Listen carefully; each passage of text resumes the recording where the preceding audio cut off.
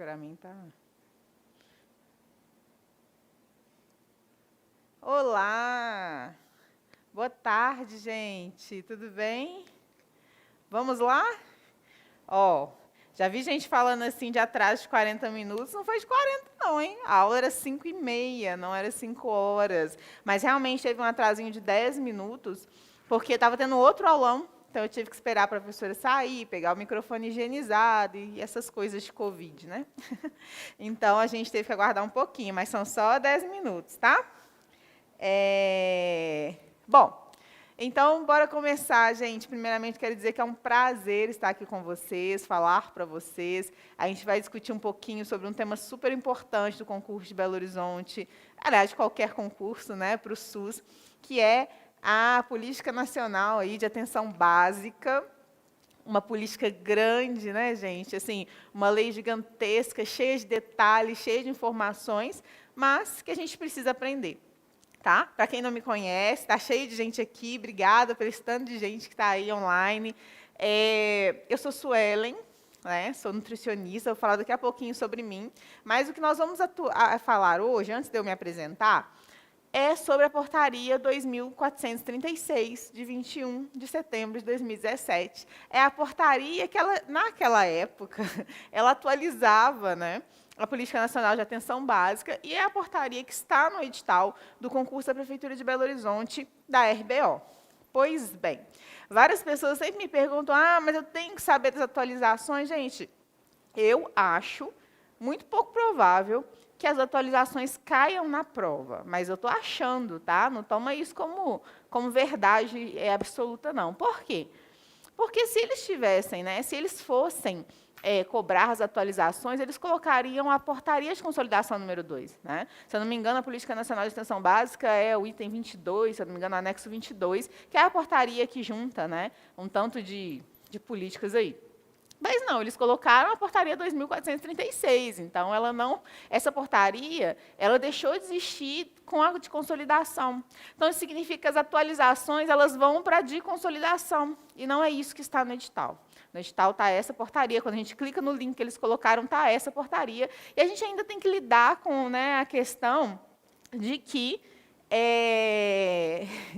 nem sempre quem faz a prova sabe das atualizações. É uma verdade. Né? Nem sempre a pessoa está ligada nas atualizações, então nem sempre isso vai cair. Geralmente, a Política Nacional de Atenção Básica cai o básico mesmo, porque as atualizações não invalidam tudo aquilo que vocês já estudaram sobre Política Nacional de Atenção Básica, sobre atenção básica, ela não invalida nada disso. Ela traz alguns detalhes que eu vou comentar ao longo da aula, alguns deles, mas assim, não estressa, fica de boas, não precisa ficar estressando com isso não, tá bom? Bom, como eu disse, então, eu sei que muita gente aqui já me conhece, mas eu preciso me apresentar. Eu sou Suelen, sou nutricionista de formação, tá? Então, me formei e ainda estudo, né, na UFMG até hoje, faço doutorado lá, se Deus quiser, em breve não farei, encerrarei meu doutorado, mas sou doutoranda ainda da UFMG, sou pesquisadora da UFMG, do Grupo de Intervenções em Nutrição. Sou servidora da Prefeitura de Belo Horizonte, né, futura colega de trabalho de vocês, assim eu espero. Estou na PBH desde 2008, quando fui aprovada no concurso. Mentira, 2008 eu era contratada, né? Aí eu fui para o NASF, fui aprovada no concurso em 2011. Desde 2011, então, eu fiz o concurso, fui aprovada. Desde 2011, eu sou professora de cursos preparatórios para concurso. Né? Já dei aula no Orville, em todas as unidades do Orville, já dei aula aqui no Ideal, já dei aula em um tanto de cursinho por aí. Tá? Bom, e aí, em 2011, eu fiz o concurso da PBH, fui aprovada em primeiro lugar, né, da minha área. Fiz o concurso de contagem e também de Betim, fui aprovada nos primeiros lugares. Betim, eu não sei se depois eu fiquei um pouco mais... acho que eu estava em terceiro lugar, segundo, não lembro mais. Mas aí eu não levei a prova de títulos, eu nem tinha título, na verdade. Então, eu caí um pouco. Mas, mesmo assim, fui chamada, cheguei aí a fazer o exame admissional, mas não quis assumir o concurso de lá, porque era um pouco mais distante para mim. Eu já tinha efetivado, né, na PBH, então preferi ficar na PBH. Contagem também fui aprovada, também nos primeiros lugares. Assumi Contagem, trabalhei no Hospital Municipal de Contagem por um bom tempo, mas também meu coração não bateu muito por ficar lá no hospital. E eu me exonerei para voltar para o estudo, para fazer o meu doutorado, para voltar para a pesquisa, que é uma outra área que eu também amo. Tá? E, além disso, sou mãe de 2 filhos lindos, Caio e a Lívia, que é uma informação super importante, porque isso muda totalmente a minha didática, a minha forma de ser e, né, a empatia por vocês, tá bom? Deixei meu Instagram aqui, para quem não me segue, meu Instagram é Preta Sucampos, pode me seguir, né? Eu tenho feito lives lá, já tenho umas 5, né? Nem lembro mais. Tem umas 5 lives que eu já fiz sobre as aulas do concurso, sobre as matérias do concurso da PBH. Algumas estão salvas, teve uma aí que o Instagram me sabotou, não deixou eu salvar. Talvez eu faça uma live de correção de questões da RBO, vamos ver, depende do tempo, porque realmente essa coisa do fim do doutorado me deixa um pouco sem tempo, tá bom? Bom, então, ei, Ivone, ei, Nataliane, oi, oi, oi. De vez em quando eu vou dar uma olhada aqui no que vocês estão falando, tá? E é o seguinte, então esse aulão, gente, ele tem 2 objetivos. Ajudar vocês a entender melhor sobre a PNAB, claro. Outro objetivo é a gente sortear 2 bolsas. 2 bolsas de quê? 2 bolsas do curso, que vai ter comigo, que vai ser um intensivão de saúde pública. Então, se você chegou até aqui, ainda está precisando de dar uma aprofundada, está precisando ainda de pegar os pontos principais das legislações, que são várias, né, que caem no concurso da PBH, a gente vai fazer um intensivão, né, pegando as partes principais, porque, claro, nem daria tempo da gente ficar falando com detalhes de tudo, mas pegar o que realmente a gente acha que vai cair. E esse curso vai ser do dia 18 ao dia 23 de junho. De julho, né, gente? Junho já foi. 18 a 23 de julho, comigo, né? O horário eu estou um pouco perdida agora, mas acho que é 7 da noite, até 10 e pouca, não lembro direito o horário. Mas venham fazer comigo. Então, assim, vai ter o sorteio de 2 bolsas, né? Boa sorte para todos vocês. Mas, para quem não conseguir a bolsa, faça um curso comigo mesmo assim, eu vou fazer um prazer receber vocês. E eu fiquei sabendo que tem um cupom, até falei lá no meu Instagram, esses dias aí para trás, que tem um cupom de desconto. Se eu não me engano, no valor de R$70, eu acho que ele está até hoje, não sei, tá? O cupom é Tá Na Hora. Deixa eu escrever no quadro aqui para vocês. Tá na hora.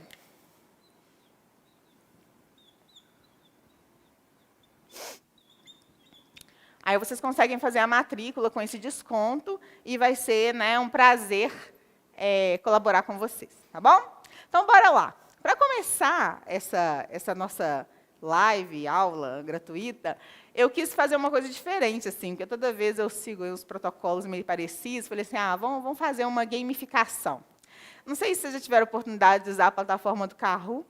Essa plataforma ela permite que a gente faça, né, perguntas e respostas online e a gente identificar aí os primeiros lugares, né, de quem acertou mais questões. Não vai aparecer o nome de vocês, o nome de todo mundo, fica tranquilo, até porque você pode só colocar, se identificar como outra coisa qualquer, pode pôr nome de flor, de animal, o que você quiser aí, mas pode pôr o seu nome, só o primeiro, segundo, terceiro lugar que vai aparecer no final do jogo. Na verdade, o que eu quero fazer não é nem criar um clima de disputa, não, tá, gente? Mas é que vocês percebam, né, como que está vocês em relação à PNAB. São poucas questões.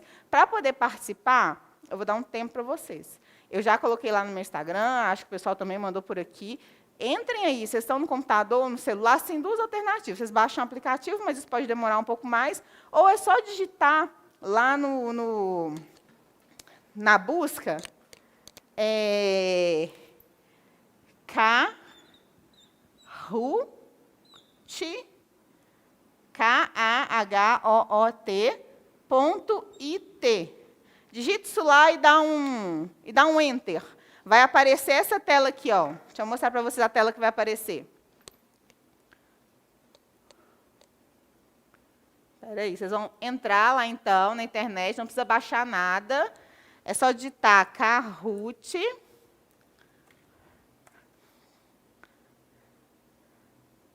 Espera aí que está baixando aqui. Vai aparecer essa tela, tá vendo? Uma tela roxa pedindo um código.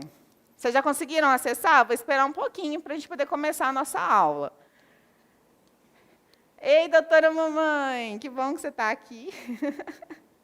Já falei para vocês, né, gente, que a doutora... eu falei lá na live, doutora mamãe é muito chique. Outro dia estava eu lá no Instagram, olhando o Instagram do Lázaro, eu sigo ele, Lázaro Ramos. Quem eu vejo lá? A doutora mamãe. E eu já seguia ela, né? Que eu mostro meus filhos lá, as coisas que ela posta. Ela estava lá no Instagram do Lázaro, ela é muito chique. Deu, gente? Estou esperando vocês falarem comigo que vocês conseguiram, para eu continuar. Tal. Bora lá, Rafaela, legal demais, né? Eu vou falar da inscrição. Olá, Vanessa, tudo bem? Ó, algumas pessoas já falaram que sim. Aí, ó, o suporte colocou lá, é só clicar. Bom, para vocês concorrerem à bolsa, é só vocês irem lá no Instagram do Grupo Ideal. Tem um post de sorteio lá.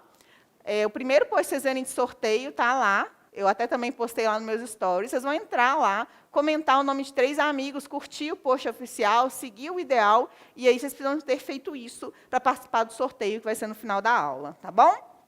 Vou falar o código daqui a pouco, estou só esperando a galera entrar. Então, beleza. Chegaram nessa tela? Quando vocês chegarem nessa tela, eu vou dar um código. Então, já vou preparando vocês. Esse código vão ter questões da RBO. Aí, a gente vai partir do pressuposto que você está lá na prova agora, aquelas, né, a pressão, que você está lá na prova e você vai fazer com atenção. Você tem 1 minuto para cada questão. É só 1 minuto, né, gente? Porque a vida é assim. A gente precisa acelerar para não ficar aqui até tardão. Então, vocês têm 1 minuto, as questões estão facinhas, estão pequenas, o texto dela dá para resolver, tá bom? Vou gerar o código agora, espera aí.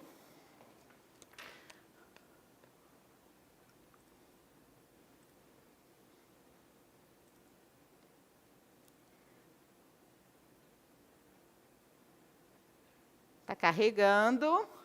Olha lá o código. Você vai colocar esse código aí. Está dando para ver na tela? 4802050. Ele vai falar para você colocar um nome qualquer aí que você queira se identificar. E aí você vai entrar. Vou dar mais 2 minutos para vocês fazerem isso. Ai, quero pelo menos 100 jogadores ali. Senão vocês me desanimam de fazer coisas diferentes.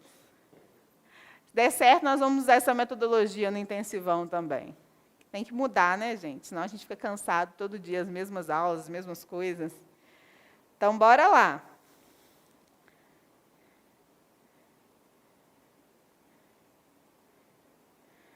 O pessoal já colocou como que entra no desafio do Kahoot. A Rafaela, ai, meu Deus. Deu certo o código? Já entraram? Olha, já está enchendo de gente ali, hein? Estou gostando de ver. Vou dar um tempo ali para vocês poderem entrar. Olha só que arraso, 139 pessoas.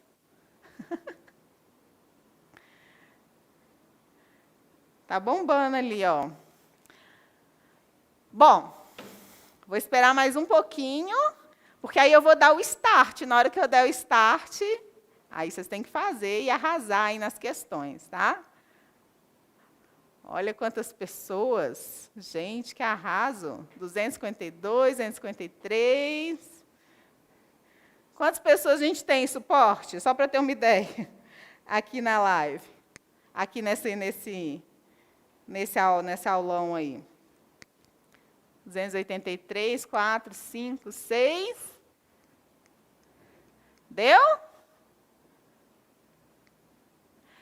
Só adiantando, né, gente, que isso é só uma forma de tornar a aula mais interessante e mais didática, né? Não é para ninguém sair aqui deprimido e falar, eu errei todas. A gente está aqui justamente para aprender e não errar mais, caso a gente erre dessa vez. Então, sem pressão, tá? Sem desespero. Bora lá que vai dar certo.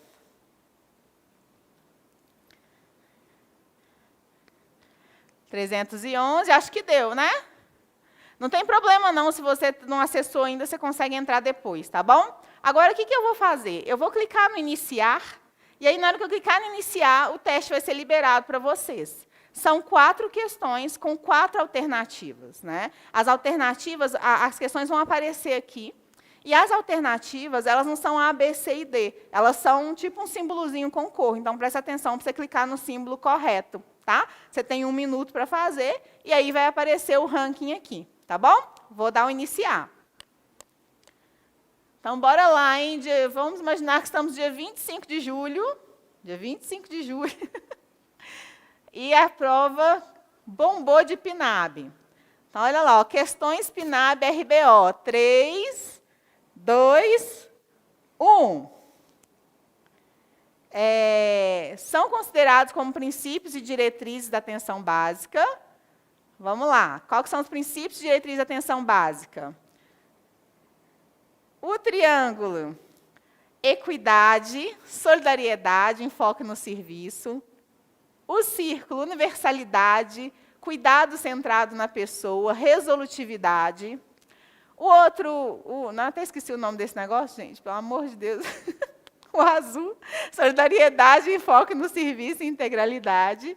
E o verde, integralidade, acesso no primeiro contato e solidariedade. Qual é a resposta, hein?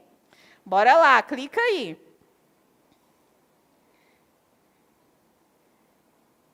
Isso aí, já começou, Raquel já começou, já apareceu, beleza. Bora lá, então, e clica na opção correta. Só tem uma correta, gente, só tem uma correta. A Fabiane, a hora de errar é agora. Isso aí, Fabiana. Então, vamos. Ó, então, vamos ver ali. 4 pessoas acertaram. Agora, vamos para a próxima questão. Avançar. Vamos ver. Ó. Segunda questão. A PNAB recomenda-se um ambiente adequado na unidade básica de saúde. E aí, esse ambiente adequado tem a ver com a existência de... O vermelho, recepção com grades para evitar a violência urbana. Recepção sem grades e sem escala dos profissionais, evitando constrangimento, que é o amarelo. Recepção sem grades para não intimidar ou dificultar a comunicação. Clica aí no símbolo, na cor que vocês acham que é. Recepção com grades para a segurança do trabalhador de saúde. Tem que ser rápida, Érica, mas depois eu vou dar essas questões para vocês, tá? Mas vão tentar fazer as outras ainda. Ô, Gláucia, tenta atualizar. Não fica estressado, não, que se não funcionar para vocês aí em casa, no site de vocês, aí depois eu vou dar essas questões, tá bom? É só para a gente poder brincar. Mas tem gente que está conseguindo, né? O código está escrito aqui, ó, Kelly. Está aqui no quadro. Ó, encerrada a questão 4802050. Está ali no quadro. Vou avançar. Olha, o Gutarga agora está na frente, hein? Vamos lá, avançar. Em relação à equipe de saúde da família, a política de atenção básica apresenta como características. Em relação à equipe de saúde da família, quais são as características? Vermelho, os profissionais da equipe podem se vincular a mais de uma equipe. Não há obrigatoriedade de carga horária de 40 horas para todos os profissionais, é o que está no amarelo. Não há previsão de participação do ACE junto à SF, né? Ele vincula apenas as zoonoses. E a última questão... O ACE e os profissionais da saúde bucal podem fazer parte da equipe de saúde da família. Bora lá? É só os símbolos, gente. Eu estou lendo as questões ali, ó. É só os símbolos. Mas não estressa, não, que a gente faz ali. Mais uma vez. Ok. É porque vocês clicam nos símbolos, né? As questões ficam ali na tela. E aí vocês clicam nos símbolos. Pode ir para a próxima, para quem está conseguindo, e depois a gente volta nessas questões na aula, tá bom?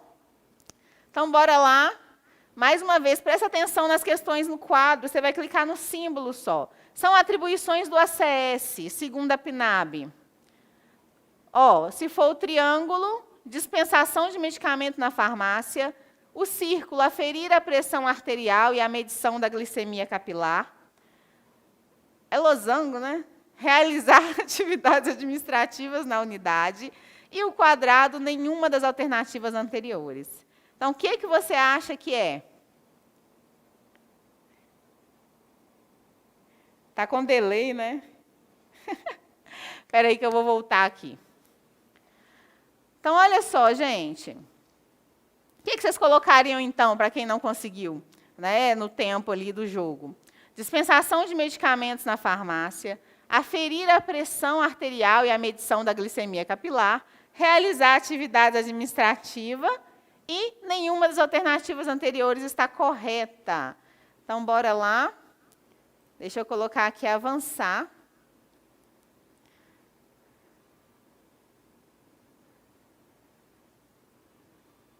Terceiro lugar, Branca. Segundo lugar, quem se identificou como eu. E o primeiro lugar ali das questões foi o Bill. Depois você se identifica aí, viu, Bill? Manda uma mensagem lá para a gente. Mas olha só, gente, deixa eu voltar lá na aula, então.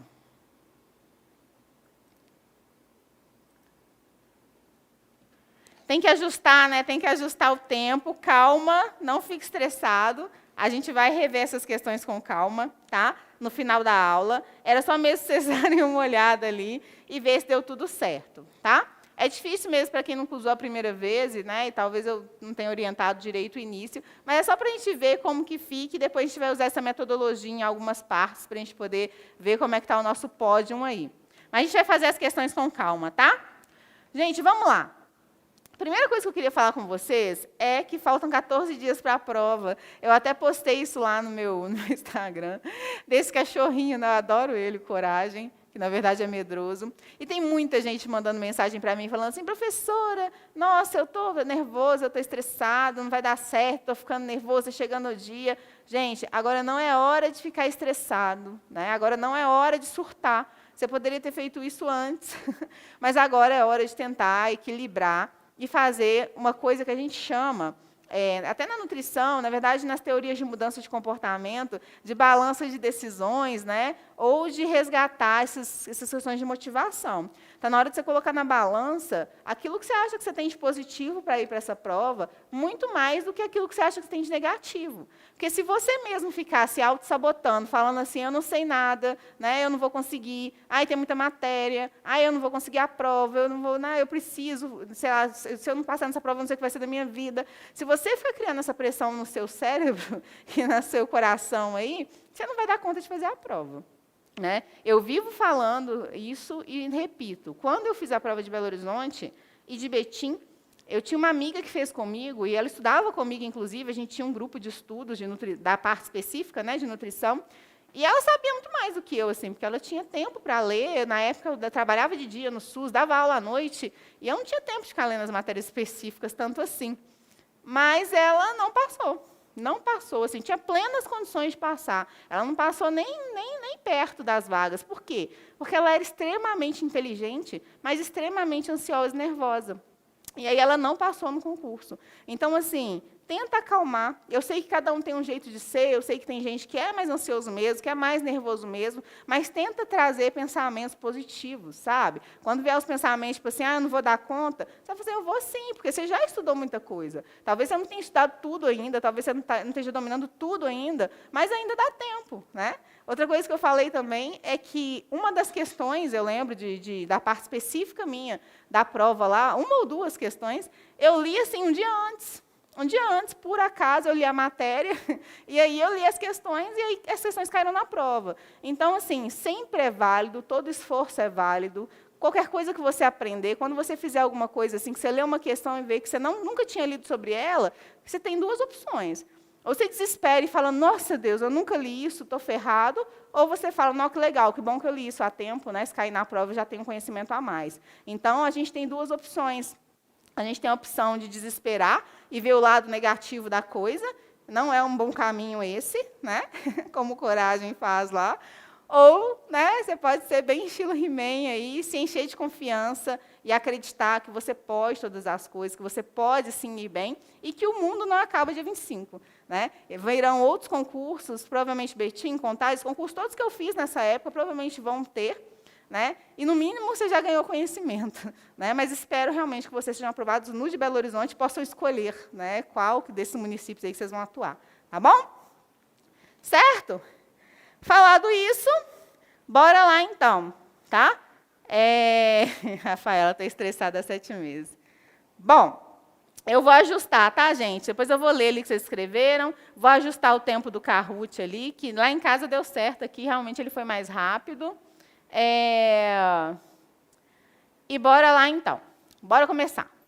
O que é atenção básica? Só ver o tempo que eu estou começando aqui, para eu ver quanto tempo que eu vou falar. Vou disponibilizar, tá? Isso, para ficar tranquila, tá? Vou ficar tranquila. Bora lá, concentra, respira e vamos aproveitar o máximo que a gente puder essa aula da agora, que se não der tempo de ler a PNAP, vocês já pegaram alguma coisa aqui, tá? Olha só.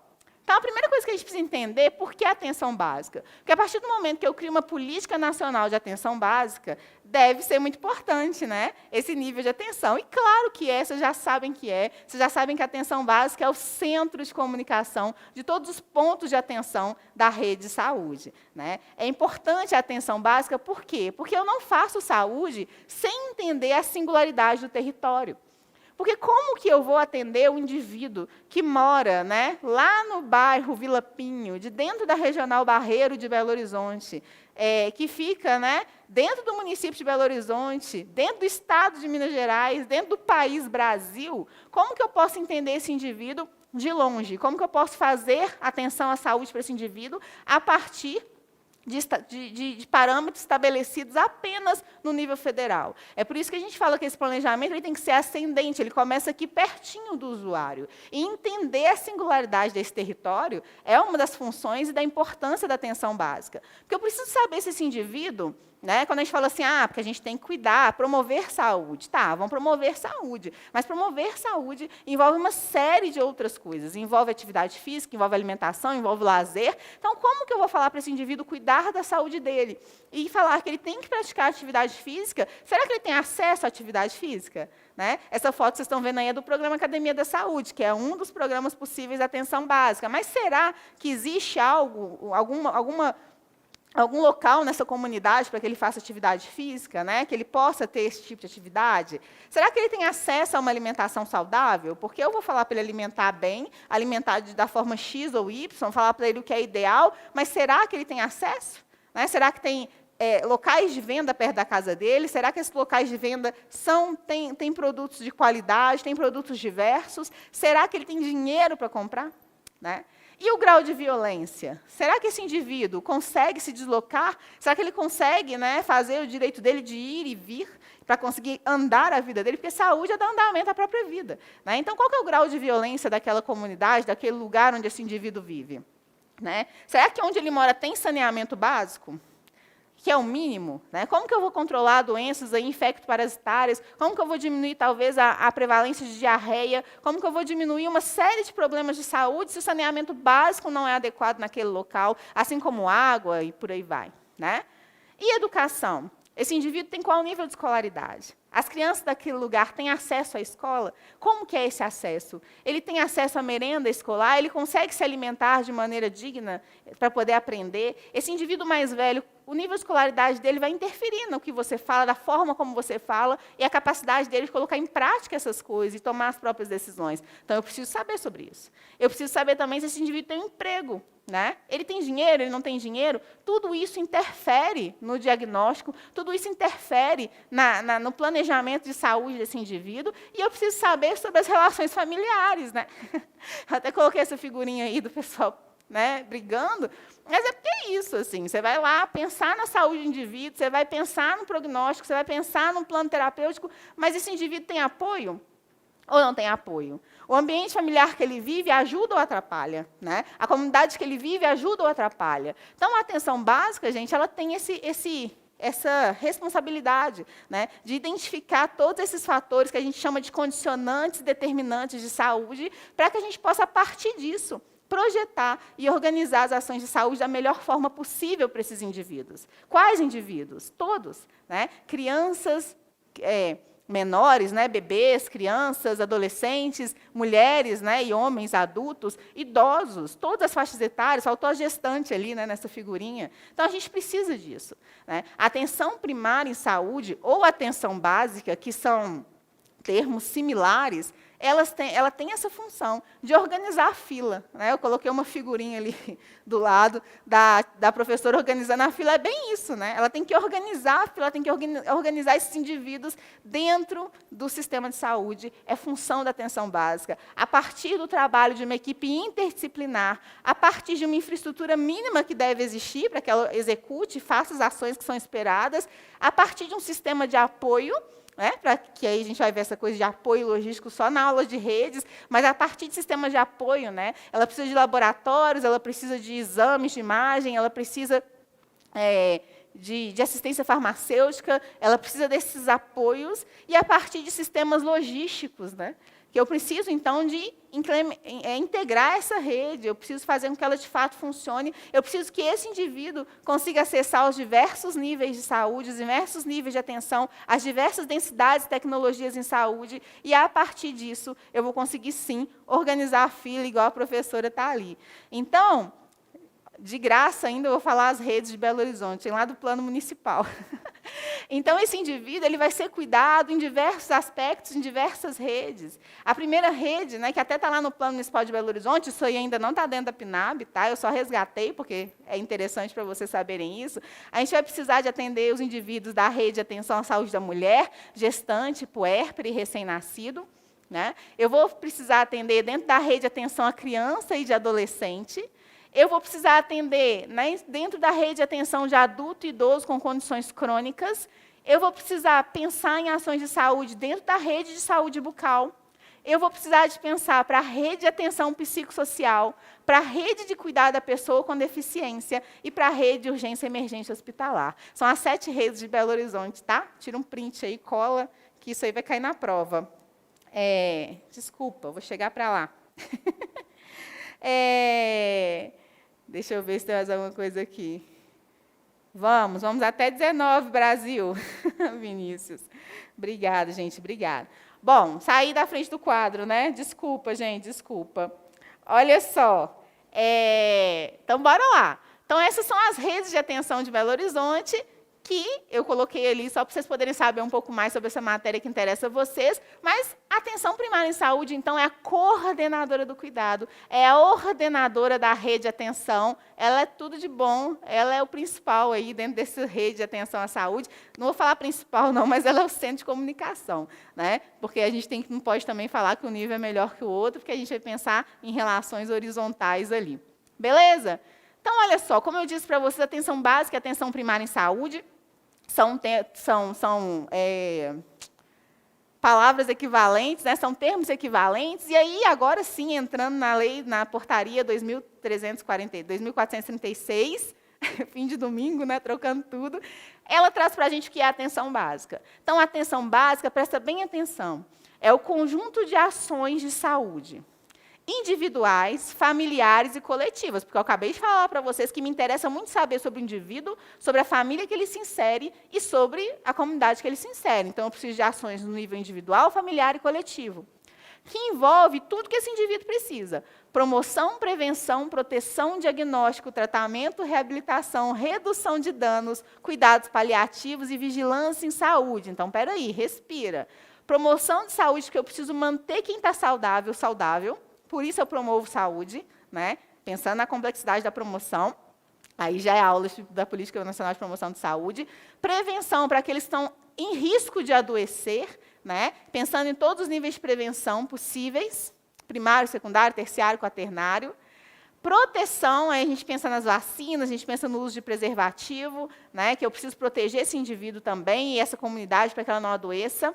Diagnóstico, de preferência o mais precocemente possível, tratamento mais precoce possível para evitar sequelas que podem vir a partir do adoecimento. Eu preciso reabilitar esse indivíduo que já teve alguma sequela para que ele consiga voltar a dar andamento à vida dele. Eu preciso reduzir os danos diante de algum quadro que não tem muita reversão, mas que como eu posso fazer essa redução de danos? Quando eu penso no indivíduo ali em uso de álcool e drogas, como eu posso trabalhar com redução de danos? Cuidados paliativos para aqueles indivíduos ali, então, que já estão no processo, né, de morte, vamos dizer assim. Quais são esses cuidados que podem ser feitos para trazer dignidade a esse momento? E vigilância em saúde, que vai ser esse processo de mesmo observar tanto as questões sanitárias, as questões epidemiológicas, as questões de saúde do trabalhador, as questões ambientais, que vão ser extremamente relevantes para que a gente possa, então, definir as práticas de cuidado dentro da atenção primária. Então, continuando, que vai envolver todas essas ações desenvolvidas a partir da prática de cuidado integrado e gestão qualificada, porque a gente quer uma gestão eficaz, qualificada, realizada por uma equipe multiprofissional, né? Então, mais de uma categoria, todo mundo é importante nesse processo, e dirigida à população em território definido, porque a atenção básica trabalha dentro das suas unidades de saúde, com equipes de saúde que atendem uma população adscrita, ou seja, uma população específica, uma população ali demarcada, para ela cuidar daquela população ao longo da vida dela, sobre os quais a equipe assume responsabilidade sanitária. Responsabilidade sanitária é a responsabilidade que essa equipe tem que assumir diante do território que ela cuida. Ela precisa entender tudo o que tem no território dela, todos os determinantes e condicionantes, e assumir a responsabilidade de propor ações que sejam coerentes com a demanda do seu território. Isso é responsabilidade sanitária. Então, você está sabendo isso aí? Já está ótimo, já está meio caminho andado em relação à atenção básica. Tá bom? Bom, beleza. Sueli, que é prevenção primária, secundária e quaternária. Bom, o que acontece? Eu não vou entrar muito nisso não, né, gente? Porque a PNAB já tem muita coisa para a gente falar, mas só rapidinho, prevenção primária, secundária e terciária são níveis de prevenção definidos a partir do modelo da história natural da doença, lá por Level e Clark, que definem os níveis de prevenção. Prevenção primária é aquela prevenção que eu vou atuar com ações ali de promoção da saúde, ou seja, com os indivíduos saudáveis. Exemplo, eu vou estimular a prática de atividade física e alimentação saudável para que ele não adoeça. Isso é promoção de saúde. E eu vou ter proteção, que eu falei que é, né, a questão das vacinas, por exemplo, o uso de preservativo, quando a vigilância sanitária fica lá observando os restaurantes, tudo isso eu estou fazendo para evitar adoecimento. Então, a prevenção primária é dividida em promoção e proteção. Tá? Prevenção secundária, segundo nível de prevenção, é para aquele indivíduo que já está doente, tá? Já tem algum agravo, já tem alguma doença. Dentro do nível de prevenção secundário, eu vou trabalhar com diagnóstico precoce, tratamento precoce, que é o que a gente quer, né? Também desse indivíduo. E eu tenho nível de prevenção terciária e redução de danos também.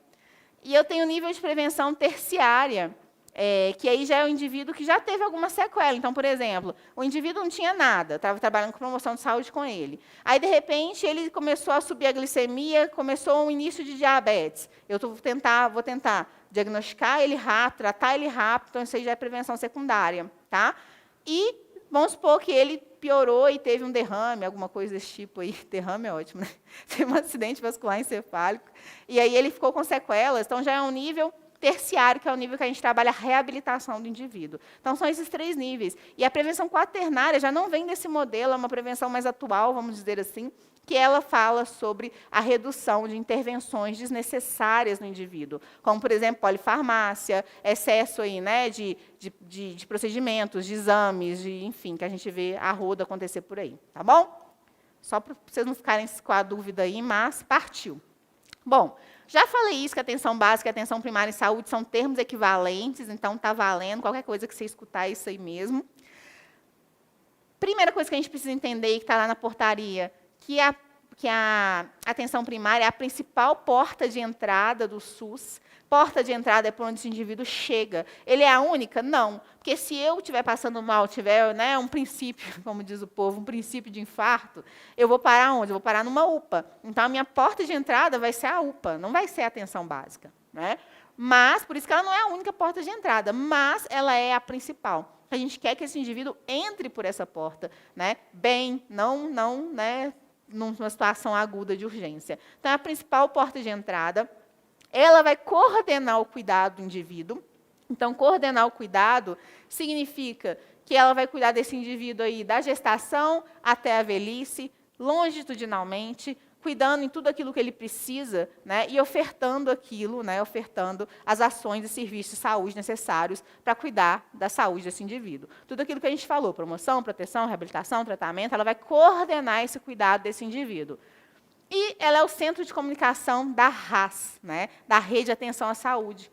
É da atenção primária em saúde que a gente vai conseguir fazer esse cuidado desse indivíduo de uma forma geral. Então, ali, o indivíduo vai ser encaminhado para uma consulta especializada, é dali que o indivíduo vai ser encaminhado para algum procedimento cirúrgico pequeno, por exemplo, procedimento eletivo, é dali que esse indivíduo vai conseguir acessar, muitas vezes, né, os demais pontos de atenção, e é ali também que vai receber o feedback, que, né, vulgo contra-referência, de todos esses serviços para que aquela equipe continue cuidando, coordenando o cuidado desse indivíduo. Ela é o centro de comunicação, porque é como se esse indivíduo ficasse ali o tempo todo.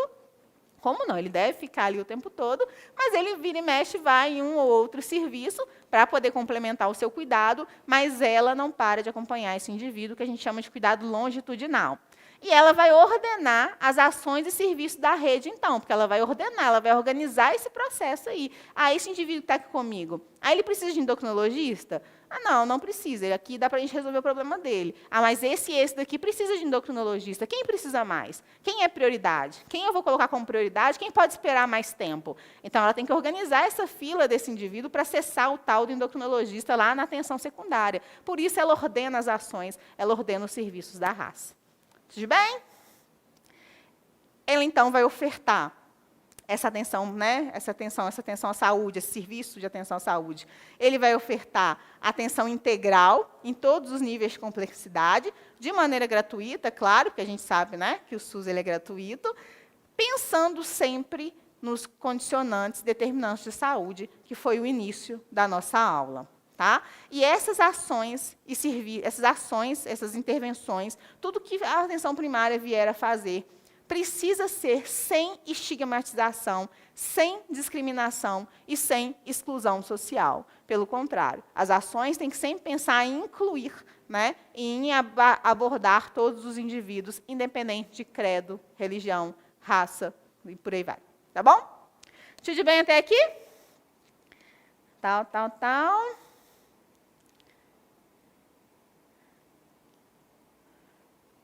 Sim, Vinícius, sim. Esses níveis de prevenção da história natural da doença, do modelo de Levy e Clark, são até o terciário. E aí, depois, o quaternário são mais atuais, inclusive cita na PNAB. Mas isso depende do edital. No edital de vocês não tem na parte saúde pública, né? Pode ser que tenha na parte específica aí de vocês, mas na parte saúde pública não. Tá? Vou arredar mais.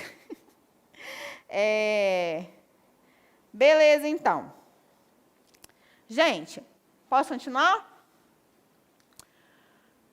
E aí, a PNAB traz para a gente os princípios, né? Os princípios da atenção básica. E aí não vão diferir muito dos princípios que vocês já conhecem, que vêm lá do SUS, da 8080, da Constituição Federal, né? Mas agora aparece aqui, com clareza, esses princípios na PNAB, que vão ser 3, né? Universalidade, equidade e integralidade. Para quem gosta de sigla, né?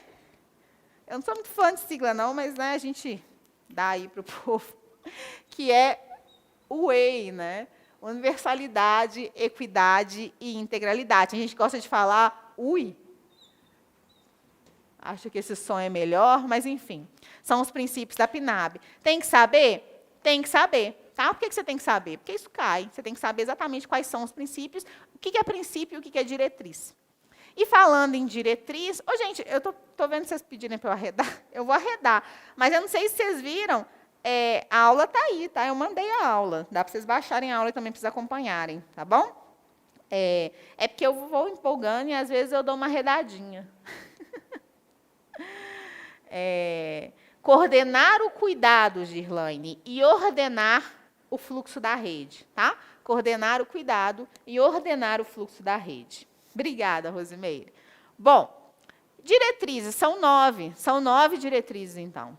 As diretrizes são regionalização e hierarquização, vocês já sabem o que é isso, né? Então, que a gente vai ter esse atendimento ali, pensando na região de saúde, pensando no que aquela região de saúde precisa, pensando que dentro dessa região de saúde eu preciso ter todos os níveis de atenção, primário, secundário e terciário, que a gente chama de hierarquização, tá?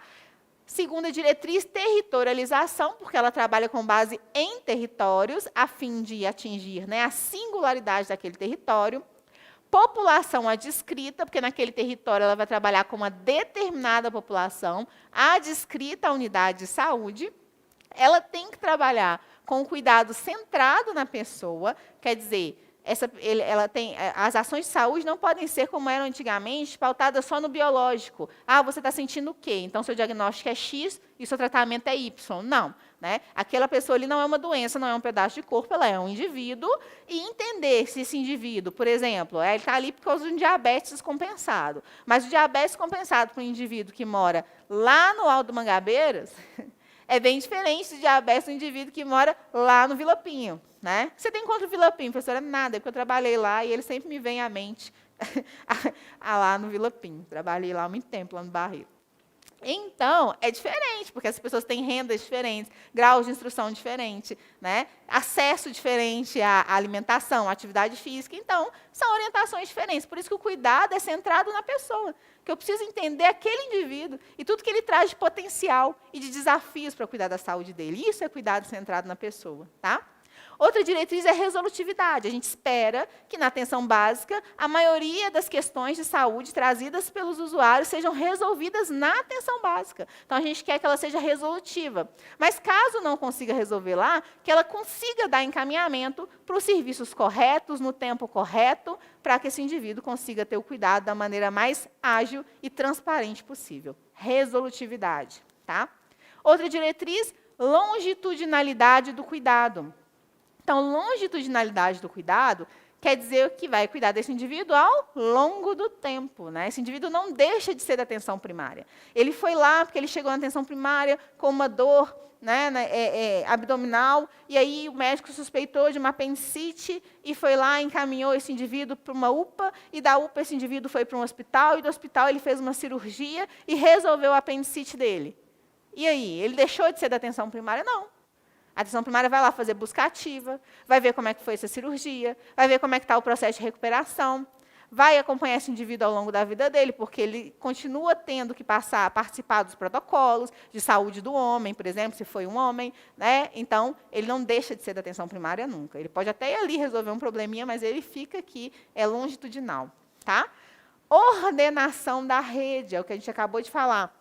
Aliás, antes, coordenação do cuidado, né, que a gente falou, ela coordena esse cuidado, e ordenação da rede. Ela ordena o fluxo desses usuários dentro da rede de atenção. Tá? E última diretriz, participação da comunidade. Tá? Participação da comunidade, porque eu preciso construir isso junto com a comunidade. Já que a gente quer fazer uma atenção centrada na pessoa, pensando na singularidade do território, eu preciso ouvir essas pessoas e incentivar para que elas participem das comissões locais, para que elas participem, de fato, da construção desse processo de saúde. Ok? Então, são 3 princípios: universalidade, equidade e integralidade, e 9 diretrizes que a gente acabou de ver. Isso daí, você faz um xizinho, você tem que saber. Tá bom? Que bom que você chegou.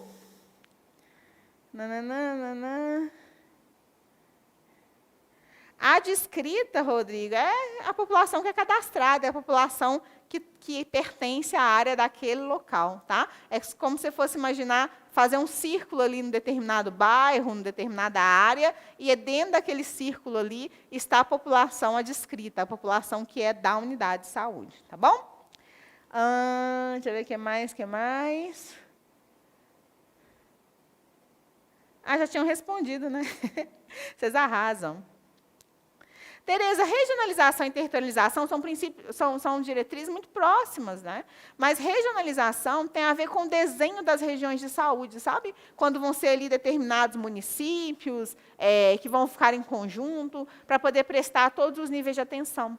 Então, eu vou dar um exemplo, né, que não existe assim da minha cabeça, mas vamos supor, por exemplo, a região de saúde, existe uma região de saúde que é o município de Belo Horizonte, Sabará, Betim e Contagem. Não é só isso, não, mas vamos falar que é essa região. Dentro dessa região, eu vou ter todos os serviços necessários para o indivíduo. Tá? Então, a região é esse desenho que é feito pelo Estado, junto com os municípios, né, para poder desenhar esse local onde eu vou ter tudo que esses indivíduos que moram nessa região precisam. A territorialização, ela é um conceito, né? Ela é um conceito que vem falar exatamente isso, que eu preciso trabalhar com a lógica de territórios, trabalhar com aquilo que o território precisa. Não necessariamente ele é um desenho, não é a junção de municípios, mas ele está falando a mesma coisa, que eu preciso ter territórios muito bem definidos para a gente poder fazer uma atenção à saúde mais coerente com as demandas da comunidade. Tá bom? Ok. Partiu.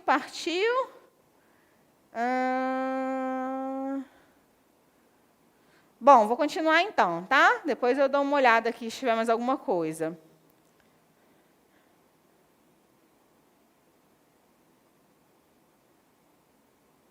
Isso mesmo, Vinícius já respondeu. Eu vou contratar o Vinícius para ser meu assistente, olha só. Como não confundir na hora da prova os princípios de diretriz? Na PNAB é ok, porque os princípios são só 3, mas nas outras políticas são muitos princípios de diretriz, como não confundir? Pois é, Poliane, como não confundir? Ou aí isso depende da forma como você gosta de estudar, né? Eu acho que você tem que tentar. Eu gosto de criar tabelas, eu sou muito visual.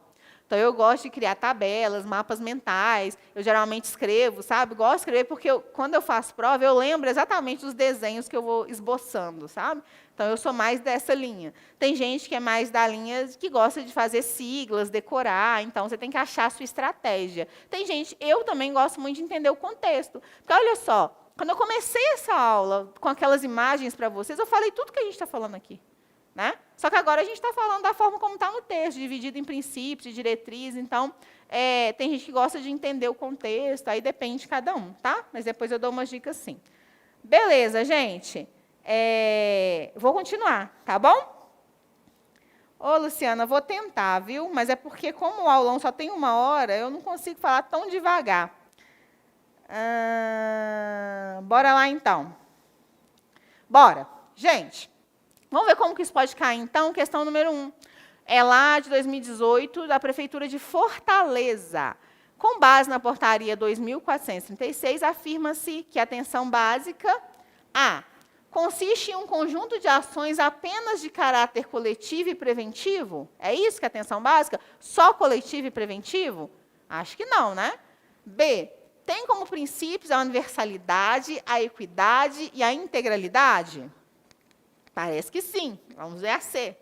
Desconsidera os determinantes condicionantes de saúde, pelo amor de Deus, foi o início da nossa aula. É lógico que ela considera, ela não desconsidera. Não trabalha sob a ótica da intersetorialidade, para não interferir no alcance de resultados? Como que você trabalha os diferentes determinantes de saúde sem intersetorialidade, pelo amor de Deus? Então, a resposta dessa alternativa é letra...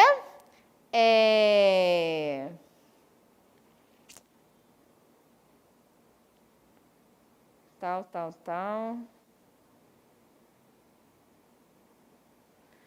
Tá, estava lendo ali os comentários. É letra B, tá? Olha só, gente, deixa eu só falar uma coisa aqui. Parece fácil essa questão, né? Só que eu quero muito que vocês tenham maldade na hora de fazer a prova. Porque o que aqui está óbvio, desconsidera os determinantes condicionantes de saúde. Na hora que a gente está nervoso, estressado, né? Que a gente quer não ficar... A gente não vê esse des aí, não. A gente lê, considera os determinantes condicionantes. E marca feliz e erra feliz. Então, toma cuidado, sabe? Não menospreze nenhuma questão. Leia todas as alternativas, ainda que você tenha certeza que era a B. Leia a C e a D com carinho para você não errar, tá bom? Outra questão, olha só. Conforme o artigo 3º da portaria, podemos afirmar que as diretrizes do SUS são, exceto... ele está pedindo as diretrizes da portaria da Política Nacional de Atenção Básica, tá? E aí ele fala assim na letra A, territorialização, resolutividade, gestão participativa e longitudinalidade do cuidado. Qual que é, gente? A única que não apareceu naquele quadrinho que a gente acabou de falar é gestão participativa. Então, é territorialização, resolutividade e longitudinalidade do cuidado, a resposta das diretrizes. Tá bom? Isso aí, ó, arrasaram, letra B. Ok?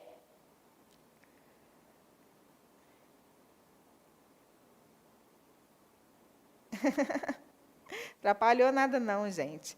Bom, então, alternativa letra B, ok? Seja muito bem-vindo sempre, Vinícius, todo mundo. E vai me falando aí, se eu estiver muito rápido, vocês me falam que eu sou meio assim mesmo. Partiu?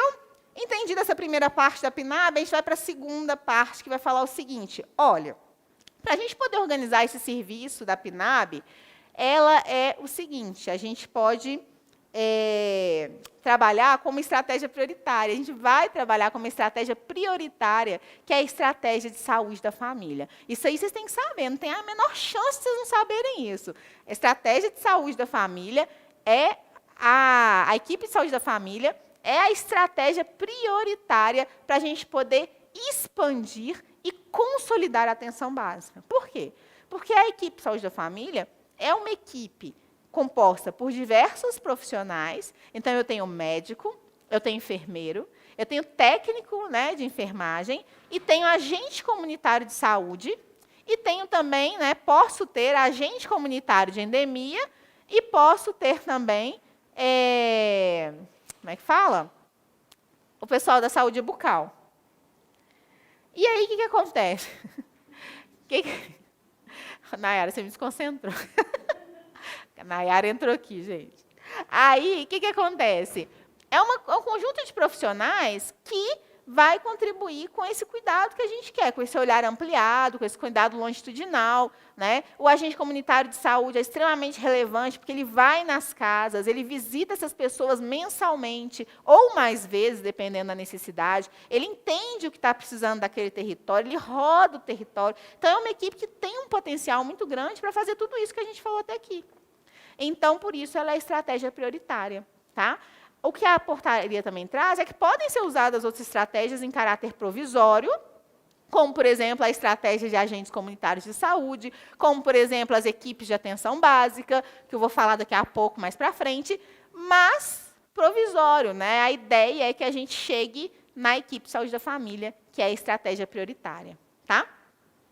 Outro ponto importante que a portaria traz é o seguinte, que tem que ter uma integração entre vigilância em saúde e atenção básica. Isso é falado em muitos documentos do SUS. O que é vigilância em saúde, gente? É acompanhar, observar, gerar dados que vão me permitir analisar a situação ali daquele determinado território, para eu poder planejar ações, implementar ações, não é isso?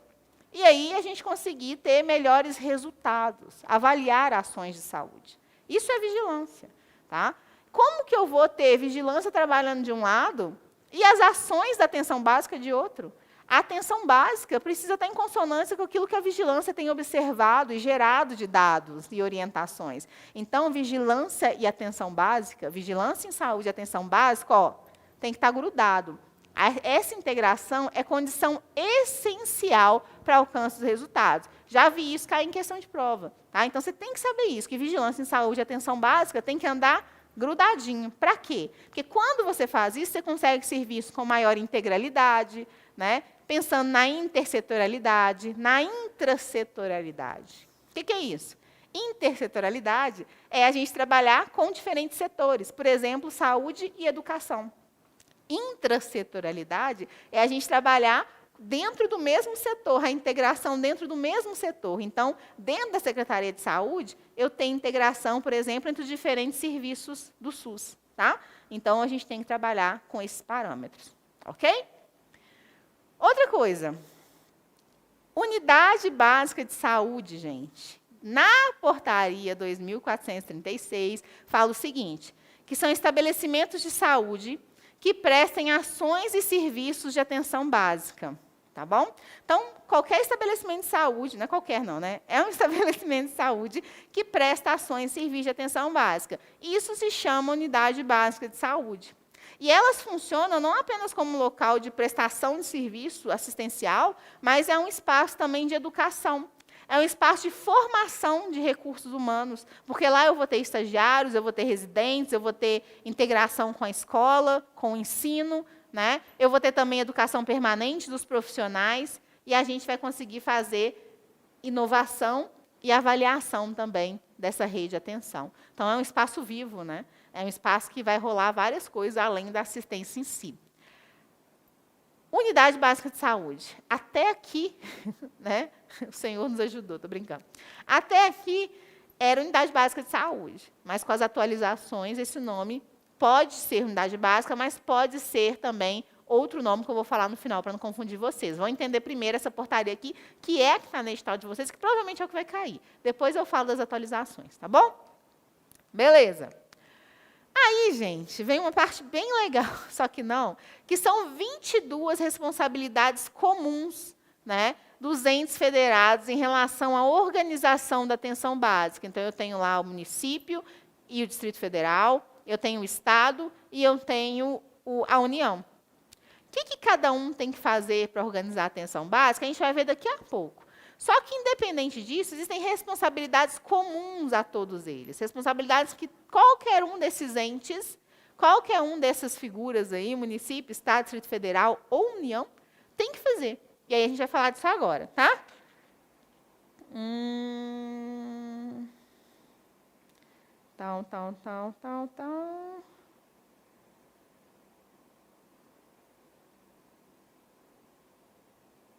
É, a gente combate a endemia. Eu falei o contrário, Daniela, desculpa.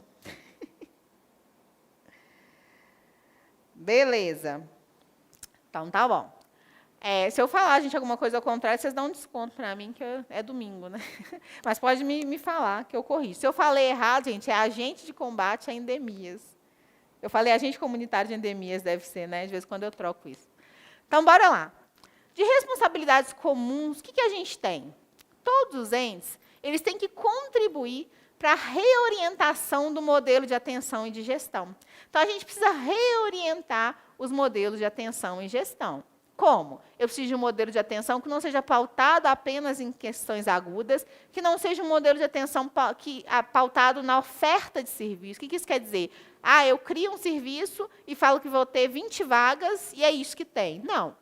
O serviço tem que ser criado a partir da demanda do território. Então, aquele território precisa desse serviço? E se ele precisa de quantas vagas? Com qual potencial de atendimento? É assim que a gente cria. Só que por muito tempo era o contrário. Era criado, colocava qualquer coisa e pronto. Então, a gente precisa mudar esse modelo de atenção. Um modelo de atenção que seja centrado na pessoa, que não seja curativo, pautado em doença, como foi até então. Então, reorientar o modelo de atenção e o modelo de gestão, que a gente quer uma gestão participativa, uma gestão que esteja em conjunto os gestores, os usuários, os trabalhadores, a gente precisa de fazer diferente, então todos os entes precisam contribuir com isso, tá? Pautado, claro, nos princípios e diretrizes. Outra responsabilidade é apoiar e estimular a adoção da estratégia de saúde da família, que a gente já falou que é a estratégia prioritária, né? Para quê? Para expansão e consolidação e qualificação da atenção básica. Então, segunda questão é que todo mundo, todos os entes, vão apoiar e estimular a adoção da estratégia de saúde da família. Ok? Outra questão é que, beleza, eu quero mudar a lógica do SUS, eu quero um modelo de atenção diferente, eu já sei que, para isso, eu vou trabalhar com a estratégia de saúde da família como estratégia prioritária, mas como que essa equipe vai trabalhar sem infraestrutura? Então, a terceira responsabilidade é que eu preciso garantir, eu não, né? Os entes federados precisam garantir infraestrutura adequada e boas condições para o funcionamento da unidade básica de saúde.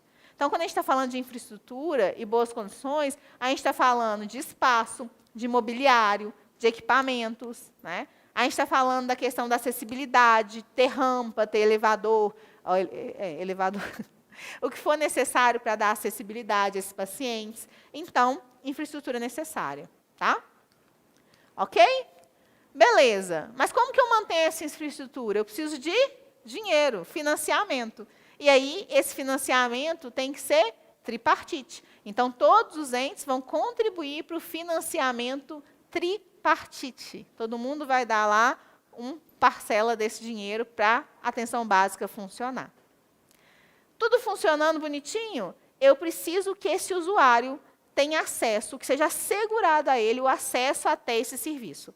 Um acesso universal para todos, equânime, né? Ou seja, que considere as necessidades de cada um, ordenado, né? Bonitinho, dentro da rede, como a gente falou.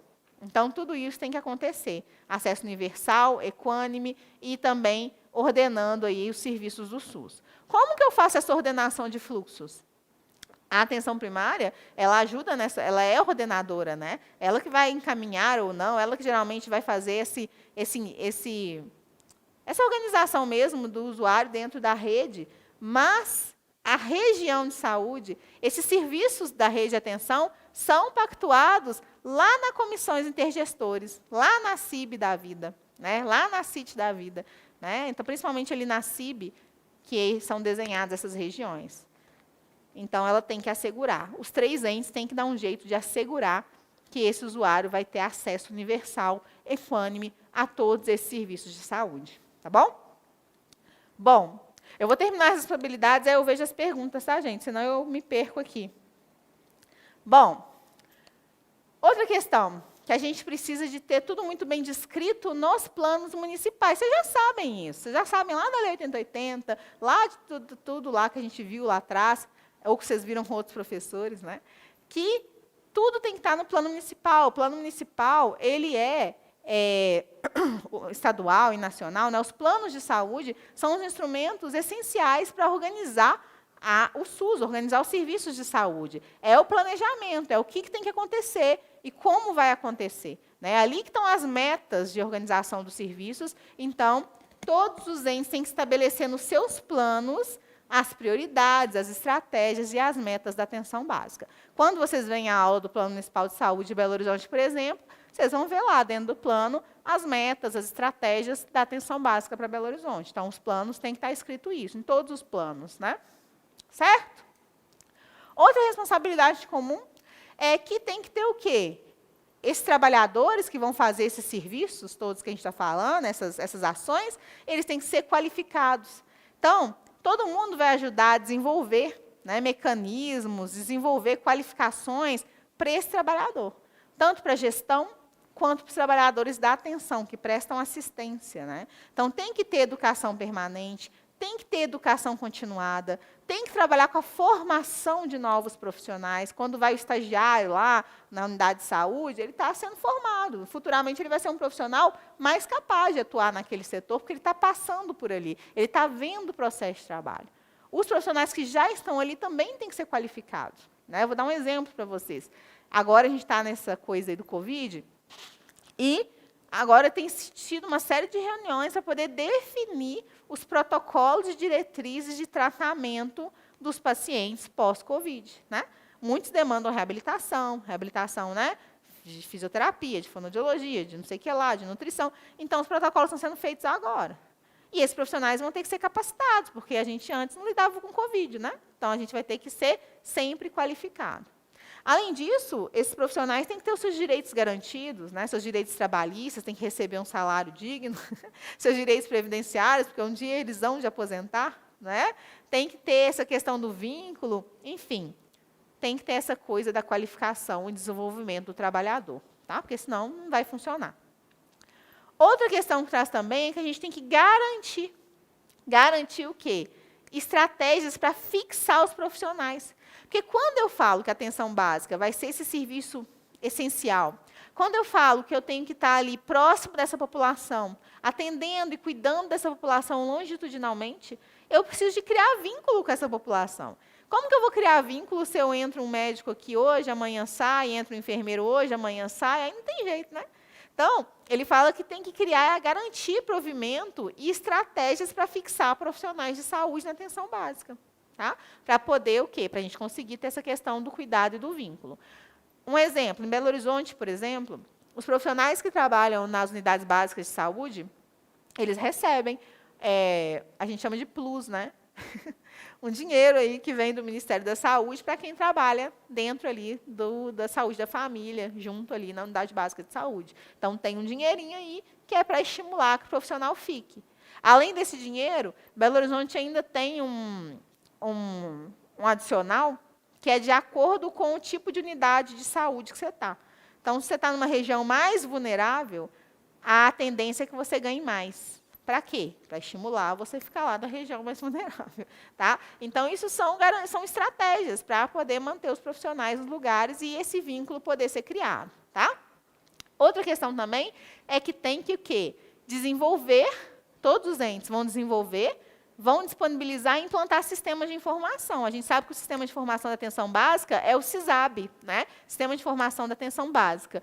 Então, isso tem que ser criado, tem que ser alimentado, porque vai ser a partir desses dados que a gente vai conseguir o quê? Qualificar a atenção em saúde. Eu vou conseguir analisar se está indo bem, se está indo mal, né? Se eu estou conseguindo atingir as minhas metas ou não. A gente vai ter dados para fazer planejamento. Então, é importante o Sistema de Informação em Saúde. Tá?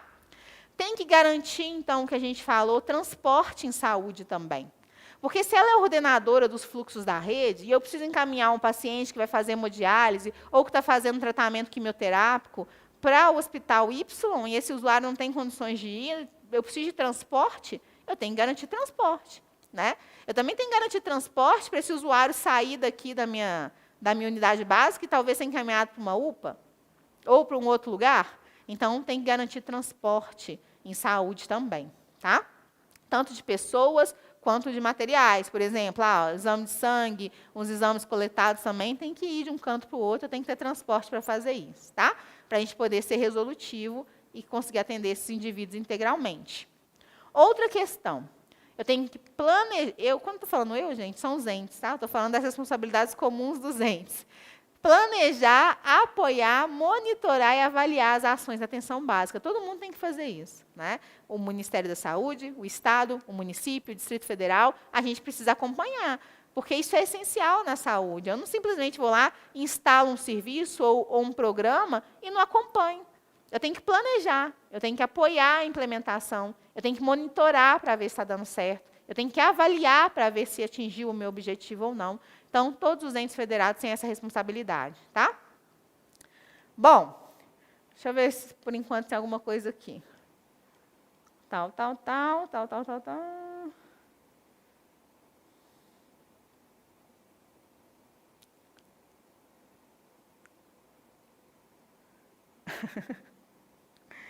Deixa eu ver.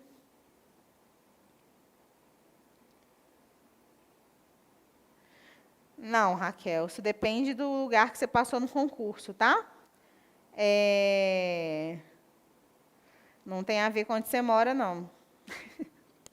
Depende do lugar que você passou e das vagas que estão disponíveis. Então, por exemplo, se você está lá, igual na minha época, né? Que eu passei em primeiro lugar. Eu cheguei lá e, na verdade, a nutrição tinha chegado na prefeitura há pouco tempo, a partir do NASF, então a maioria era contratada. Acho que tinha 3 ou 4 que era efetiva, nem sei se tinha isso. E aí, tinha, sei lá, 50, 70 vagas, não lembro mais quando eu assumi, e eu podia escolher qualquer uma delas. Para onde eu quisesse ir, eu ia. Porque eu fui chamada, é por ordem de classificação. Aí você vai lá assumir, vai ter uma planilha com todas as vagas lá, né? Que tem disponíveis no município naquele momento, e você escolhe para onde você quer ir. Se você der sorte de estar em algum lugar perto da sua casa, você vai para perto da sua casa. Se não tiver, você vai para onde tiver. Tá bom? Continuando, então, as responsabilidades. Tá? Estabelecer mecanismos de autoavaliação também, controle, regulação e acompanhamento dos resultados alcançados. Então, é aquilo que a gente falou. Tem que alimentar banco de dados, tem que avaliar, tem que monitorar, tem que ter mecanismos para a gente poder fazer esse processo de avaliação, além de divulgar as informações e resultados desses dados. Tem que ser divulgado. A gente está aumentando, sei lá, o número de pessoas com gravidez na adolescência. A gente está, sei lá, diminuindo o número de pessoas em tratamento de tuberculose, diminuindo o número de pessoas que desistiram do tratamento de tuberculose. Todos esses são dados importantes, né? E que aí essas informações vão ser divulgadas para poder ajudar a organizar e adequar as ações de saúde. Tá? Ainda nas responsabilidades, outra responsabilidade é promover intercâmbio de experiências entre os trabalhadores e entre os gestores. Então, a gente pode fazer isso no nível municipal. Sempre tem, gente. Sempre tem. Por exemplo, no Distrito Sanitário vai ter uma tarde de apresentação de experiências exitosas, atenção básica. Aí a galera vai lá, apresenta suas experiências, o grupo Y, a ação X, e aí todo mundo vê, assiste, aprende e leva o que for de bom para o serviço dele. Existe isso também no nível estadual, existe no nível nacional. O importante é que seja promovido esses espaços para ter troca de experiências, para a gente poder fortalecer a atenção básica. tá? A gente fala de cooperação horizontal, né? Todo mundo aí se ajudando para esse serviço ser cada vez mais eficaz, tá bom? Além de estimular o desenvolvimento de pesquisas, estudos para fortalecer, para aperfeiçoar a atenção básica, certo? E estimular a participação popular, todos os entes federados vão fazer isso, e o controle social, todos eles vão fazer isso, afinal, a gente quer um SUS participativo, um SUS com controle social, está acabando. Garantir espaços físicos e ambientes adequados, a gente falou isso lá atrás, né? Eu preciso de infraestrutura, eu preciso de um local limpo, eu preciso de material mínimo para atender essas pessoas, então tem que ter uma estrutura adequada, tá?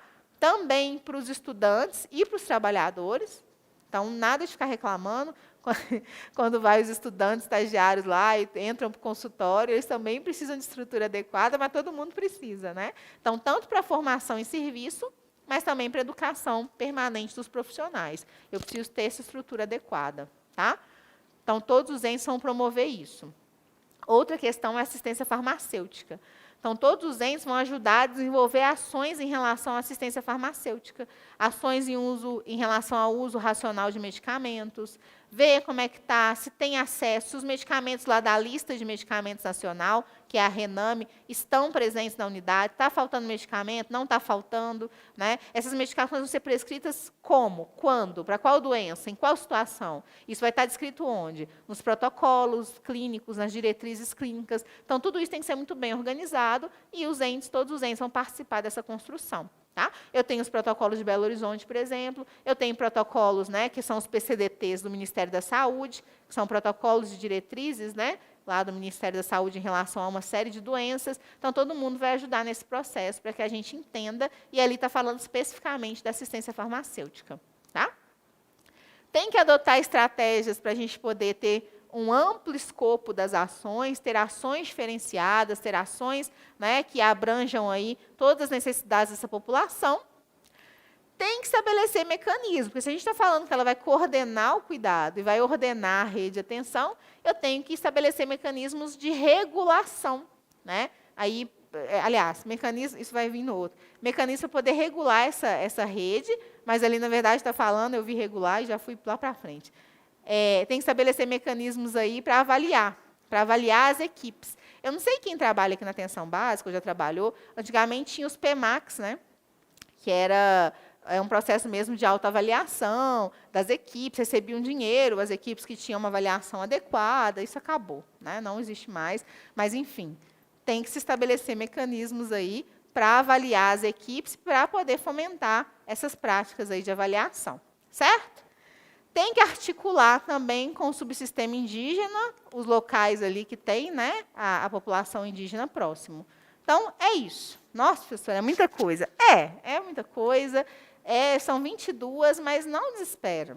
Você não vai decorar isso. Eu não sei se você falar de cor a frase inteira, eu não vou saber te falar, não. Mas eu tenho uma noção do todo, né? Então, eu fui falando para vocês como se fosse contando uma história. Eu falei, olha, então, a atenção básica, não é isso? Para poder criar ela, eu tenho que ter infraestrutura, eu tenho que pensar no modelo de atenção diferenciado, eu tenho que ter estratégia de saúde da família como estratégia prioritária, eu tenho que apoiar, monitorar, avaliar as ações, não é isso? Eu tenho que disponibilizar as questões de assistência farmacêutica, né? Pensar no uso racional de medicamentos. A gente foi falando, não foi? Tem que ter o financiamento, tem que ter dinheiro para funcionar, esse financiamento é tripartite. Então, se você já escutou, se você tem uma noção geral da atenção básica, gente, você consegue fazer isso daí. Só que aí, depois, tem as responsabilidades específicas dos entes. Eu fiz um resumo delas. Tá? Pus um resuminho aí. Alguém perguntou, professora, como é que eu vou decorar? Foca nesse resumo aí. Que é uma coisa mais básica. Eu sempre falo assim, olha, toda vez que você for pensar nas atribuições de cada ente federado, você vai pensar da seguinte forma. É meio assim, né? Meio estranho isso, mas, enfim, é uma forma que me ajuda a pensar. Você vai pensar na União sendo o chefe, né? O dono do negócio. Não é isso, não, gente, mas só para a gente ajudar a pensar melhor.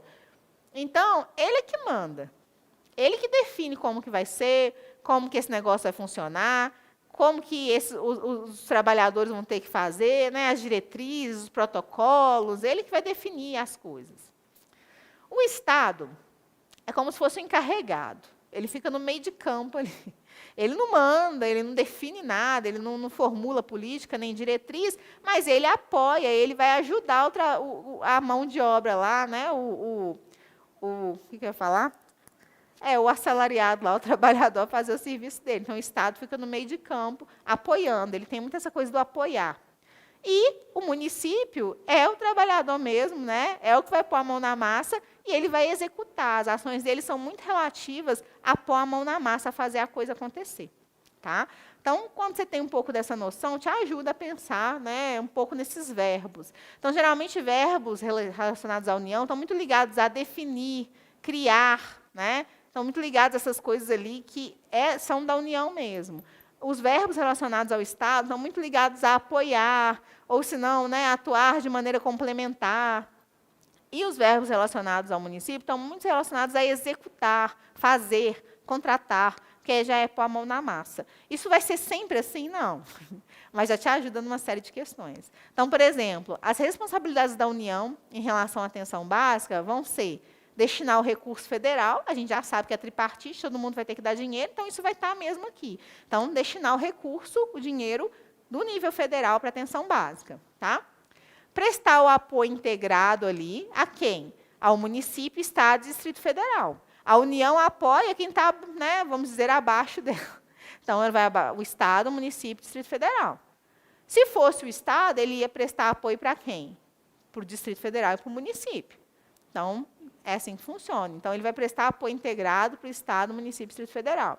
Ele vai definir as diretrizes da Política Nacional de Atenção Básica. Então, quem faz isso, quem define a diretriz é a União.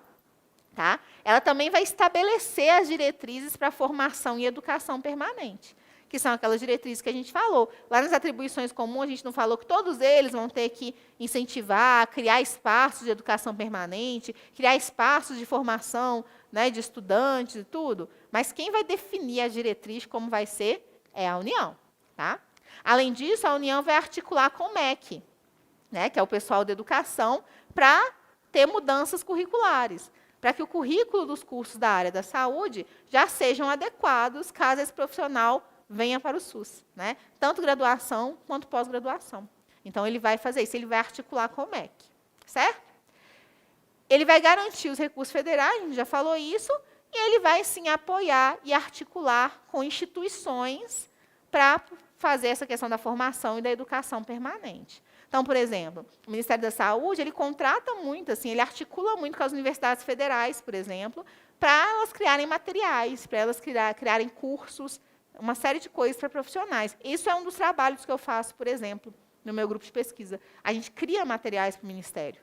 Né? A gente cria protocolos, cria instrutivos para ajudar os profissionais a colocarem o trabalho na prática. Então, isso são questões da União. Certo? Gente, já deu quase 1 hora, meu Deus do céu. E agora? O que a gente faz, hein? O Estado... Tal. O Estado, o que ele vai fazer? Ele vai pactuar estratégias, então, para poder conseguir implementar a Política Nacional de Atenção Básica. Então, ele vai lá, né, negociar, ajudar para a gente poder fazer esse negócio acontecer. Vai destinar os recursos estaduais, né? Vai destinar os recursos estaduais.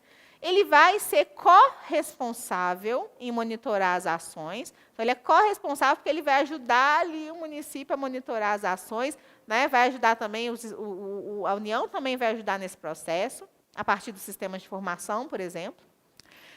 Vai analisar os dados, né, e verificar também a qualidade dos sistemas de informação. Porque os sistemas de informação, hoje em dia, as coisas são mais, né, eletrônicas e tal, facilita. Mas sempre foi assim. O município produz informação, alimenta o sistema. Depois, os municípios todos enviam para o Estado. O Estado compila isso tudo e envia para o Ministério da Saúde. Então, o Estado tem essa função de analisar e ver a qualidade desses dados, né, que vão ser enviados aí para o Ministério da Saúde. Tá? Ele vai divulgar indicadores da atenção básica, vai apoiar os municípios, né, para poder implementar a atenção básica, já que é quem está abaixo dele, vai articular para poder monitorar essa atenção básica, vai disponibilizar aos municípios instrumentos de educação permanente. Exemplo, a gente tinha muita capacitação da Escola de Saúde Pública, né?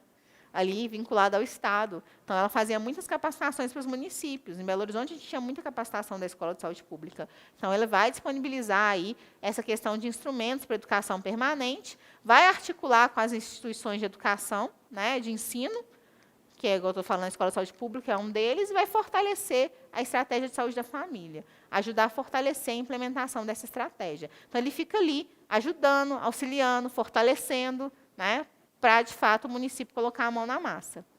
E as responsabilidades dos municípios, quais que são? O município vai organizar, executar e gerenciar serviços. Tá? Então, ele vai fazer o negócio acontecer. Ele que organiza, ele que executa, ele que gerencia o serviço de saúde. Ele que vai fazer a programação de ações, ele vai organizar o fluxo de pessoas, não é isso que ele faz? Não é ordenador da rede? Então, ele vai organizar esse fluxo. Ele vai adotar mecanismos de encaminhamento, não é ela que encaminha quando é necessário, então o município não vai fazer isso, a atenção básica, então o município vai adotar esses mecanismos. Ele tem que manter atualizado o CNES, que é o Cadastro Nacional aí, né, de Estabelecimentos de Saúde. Todo estabelecimento de saúde, profissionais, tem que ser cadastrado nesse banco de dados, que é o CNES, então ele vai manter isso atualizado. Vai organizar a atenção primária para ela ser a porta de entrada preferencial, como a gente falou. Vai fomentar, né, a mobilização das equipes, garantir espaço de participação da comunidade, que são as comissões locais de saúde, então, o município é responsável por isso, porque isso vai acontecer lá na unidade básica de saúde, que o município que faz. Vai destinar o dinheiro, né, do município e vai ser corresponsável também aí nesse processo de monitoramento. Tá bom? Então, é isso. Eu deixei aqui no slide, vocês têm acesso à aula, dá uma olhada, eu dei uma resumida, né? Isso aqui é o resumo de 19 responsabilidades. Então, dá uma lida, mas se você pensar dessa forma aí que eu falei, já ajuda bastante nas questões. Tá? Ele vai inserir a estratégia de saúde da família como prioritária, ele vai inserir, olha a diferença, o Estado, ele apoia, né?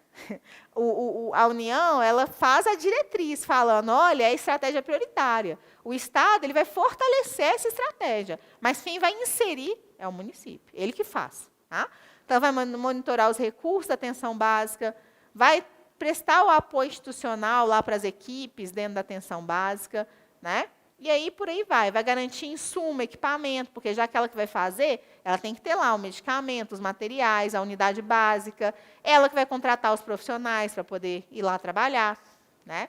Ela que vai garantir o apoio diagnóstico, então, laboratórios, redes de imagens, por aí vai. Ela que vai alimentar os dados dos sistemas de informação, que vai organizar o fluxo de pessoas e que vai assegurar o cumprimento da carga horária dos profissionais. Tá bom? Certo? Vamos ver como que isso cai, então? Deixa eu ver aqui.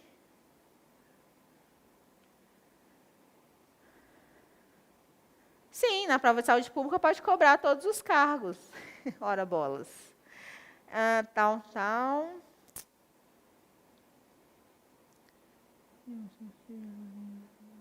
Obrigada, Ana.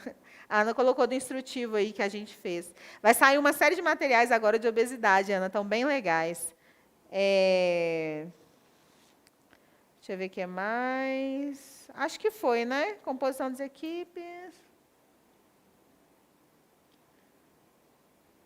Beleza, gente, olha só. Deu 7 horas, né? Mas vocês aguentam ficar comigo? Eu acho que em mais meia hora eu consigo falar uma boa parte aqui. A gente vai pulando, e aí quem ficar comigo lá no intensivão depois, a gente especifica mais essas coisas todas aí, mas eu acho que dá para eu falar o principal para vocês aqui. Se vocês aguentarem ficar mais meia hora, eu vou continuar, tá bom? Enquanto eu faço essa questão aqui, vocês me respondem se vocês aguentam. Olha só. Então, essa é uma questão de 2019. Fala o seguinte, olha, a portaria da PNAB, né, estabelece a revisão de diretriz da organização de atenção básica no âmbito do SUS. E aí fala o seguinte, sobre o tema é incorreto afirmar, então a gente quer errada. A atenção básica será ofertada integralmente e gratuitamente a todas as pessoas, de acordo com suas necessidades, demandas do território, considerando os determinantes condicionantes de saúde. Ok, né? Tá lindo, é o que a gente falou até aqui. B, Planejar, apoiar, monitorar e avaliar as ações da atenção básica nos territórios é de competência apenas da esfera municipal. É isso, gente? A gente acabou de ver as responsabilidades comuns. Planejar, apoiar, monitorar e avaliar as ações de atenção básica não é só do município, não. Isso estava lá nas responsabilidades comuns. Todo mundo tem que avaliar, monitorar, ver se o negócio está dando certo. Tá? Mas vamos ver o resto. Programar as ações de atenção básica a partir de sua base territorial, de acordo com as necessidades de saúde identificadas em sua população, utilizando instrumentos de programação nacional vigente e de competência da esfera municipal. Então, programar as ações a partir da sua base territorial, município, né? É a partir da base territorial dele, quem vai programar as ações vai ser o município, com base, né, na programação nacional, que é a própria política. Para um ambiente adequado em uma OBS, existem componentes que atuam como modificadores e qualificadores do espaço. E recomenda-se contemplar recepções sem grades, estava até lá naquela questão do Kahoot, né, para não intimidar ou dificultar a comunicação e também garantir privacidade à pessoa. Identificação dos serviços existentes, escalas profissionais, horário de funcionamento, sinalização de fluxos, conforto térmico e acústico e espaço adaptados para as pessoas com deficiência em conformidade com as normativas vigentes. Ok. Registrar para fins de planejamento e acompanhamento das ações de saúde os dados de nascimento, óbito, doenças e outros agravos, garantindo o sigilo ético, é de atribuição do agente comunitário de saúde. Ok. Alguém perguntou se cai. Está vendo que caiu? Caiu, né? Você tinha que saber do agente comunitário de saúde ali. Vou falar, Raquel, vou falar sim. Então, cai. Então, a resposta é a letra B, porque é planejar, apoiar, monitorar e avaliar as ações de atenção básica é de competência de todos os entes, não só da esfera federal. Tá? Então, é importante você saber isso. Certo? Bom, vamos lá, então. Vamos lá, já que vocês aguentam mais meia hora, está tudo certo. Até amanhã não, né, gente? Bom, só pegar uma água aqui.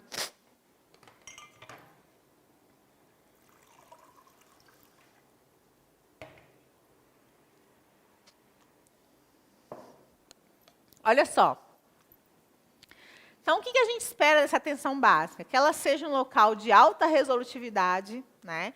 Que ela incorpore tecnologias leves, duras e duras. Né? O que é isso? Tecnologias leves têm a ver com conhecimento, né? Leve e duras têm a ver ali com a aplicação desse conhecimento na prática, e duras têm a ver mesmo com material, com equipamento. Então, isso aí é irrelevante, mas ela tem que ter um pouco disso tudo para poder fazer acontecer. Tá? Tanto questões diagnósticas, terapêuticas, ela tem que ter material para fazer isso. Ela tem que fazer essa articulação com os demais pontos da RAS, a gente já falou disso também. Né? Então, ela articula com os demais pontos da rede de atenção.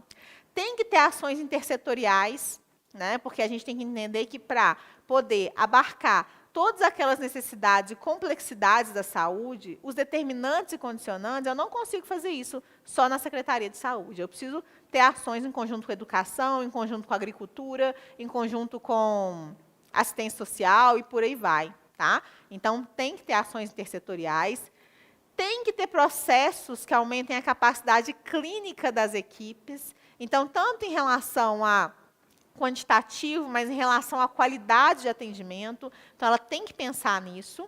Tá? Tem que fortalecer as práticas de microrregulação das unidades básicas. O que é isso? Microrregulação. Microrregulação é aquilo que vai acontecer ali, né? Dentro da unidade básica de saúde, para ajudar a regular esses fluxos da rede. Né? Ela não é ordenadora dos fluxos da rede? Então, ela tem que ter isso. Aí eu coloquei exemplos aqui. Por exemplo, filas, né, de espera. Essa questão de saber quem é prioridade alta, média, prioridade baixa, para a gente poder entender como que essa fila vai ser organizada. Tá?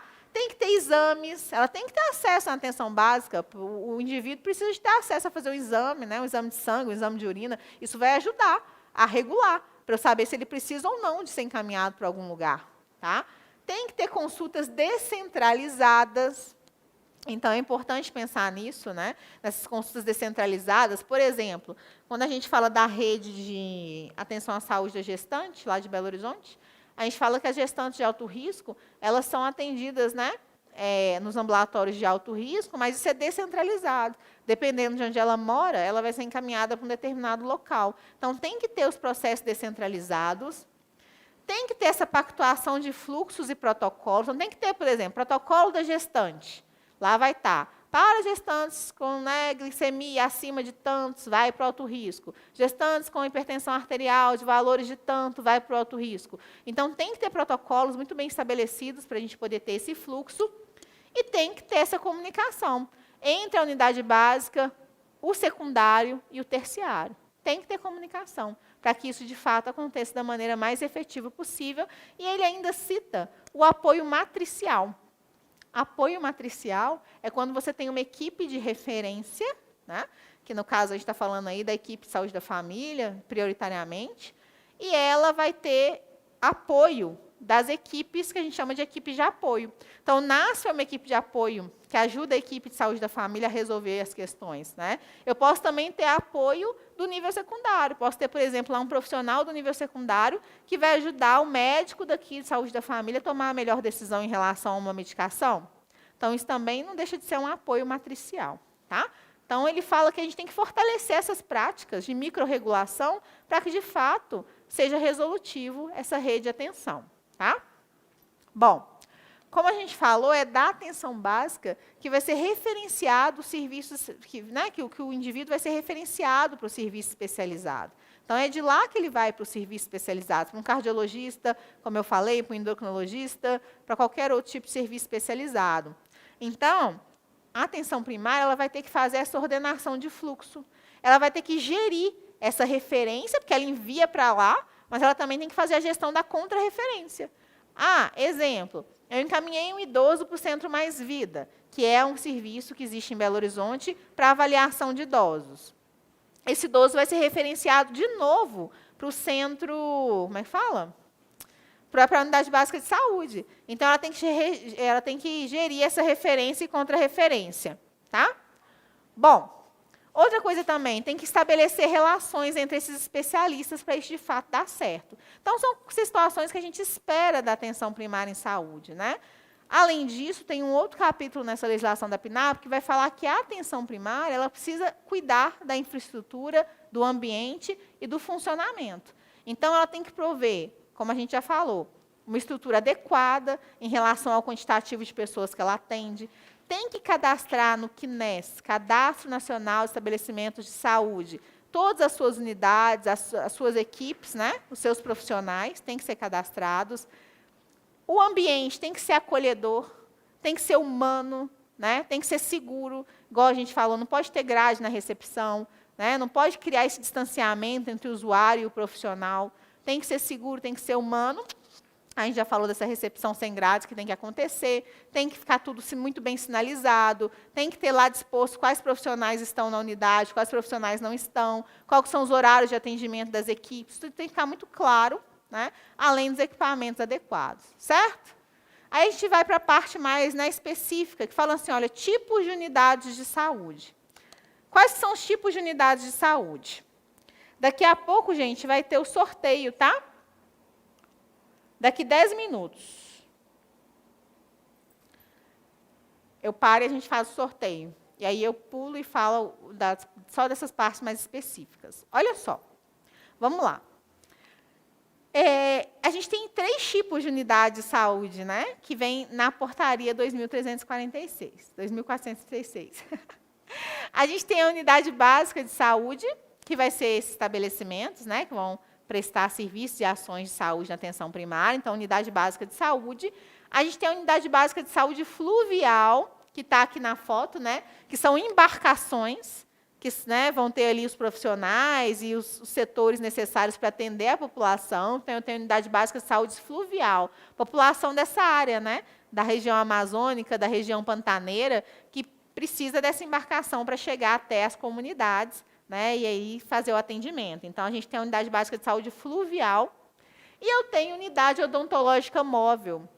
são os 3 tipos de unidades de saúde que ele cita. A unidade odontológica móvel, como o próprio nome diz, é onde vai profissionais da saúde bucal, né, para fazer atendimentos. Então, tem 3 tipos. Eu coloquei ali cuidado. Tem uma atualização. A partir da atualização, eu tenho unidade básica de saúde e unidade de saúde da família. Tá? Qualquer unidade que tiver uma equipe de saúde da família, pelo menos uma equipe de saúde da família dentro dela, se chama unidade de saúde da família, a partir das atualizações. Em relação à PNAB, essa portaria que a gente está falando aqui é a unidade básica de saúde só, mas com a atualização, se tem equipe de saúde da família, se chama unidade de saúde da família. Tá bom? Bom, não vou ficar falando isso aqui, porque não vai dar tempo, mas depois ele vem descrevendo para a gente o que tem que ter dentro dessas unidades. Então, fala, tem que ter consultório médico, tem que ter consultório de enfermagem, tem que ter sala de curativo, tem que ter sala para coletar exames, tem que ter sala de expurgo, né, para poder dispensar ali os materiais dos procedimentos, tem que ter sala de esterilização, tem que ter consultório odontológico, né, se tiver equipe de saúde bucal, tem que ter consultório odontológico, tem que ter recepção, tem que ter sala multiprofissional para poder fazer grupos, sala coletiva, enfim. Depois vocês deem uma lida com calma lá, mas vem falando o que tem que ter em cada unidade dessa. Na unidade básica de saúde fluvial, que é aquela embarcação, a diferença das outras é que ela tem que ter um laboratório dentro dela, já, né, que não tem muito jeito, então fala que tem que ter um laboratório e tem que ter cozinha e tem que ter leito, né, porque os profissionais ficam ali dentro daquela embarcação. E ela não tem sala de esterilização, não tem sala de observação e não tem sala de atividades coletivas. Então, essa é a diferença em relação à unidade básica de saúde, para a fluvial. Já na unidade odontológica móvel, eu vou ter equipamento de odontologia, gente. Aí lá vem citando tudo. Veículo com compressor. Ou você acredita que teve uma questão? Teve uma questão que cobrou isso, pelo amor de Deus. É muita preguiça de fazer questão, né? Mas, enfim. Depois vocês dão uma lida com calma nesses materiais que tem lá, mas acho muito pouco provável que caia. Tá? Pelo que eu vi das questões da RBO, são questões mais simples, mais diretas ao ponto, mais decoreba. Não acho que vai cobrar esse nível de detalhes, não. Mas dê uma olhada, certo? Bom, com relação ao funcionamento das unidades básicas, o que vai rolar?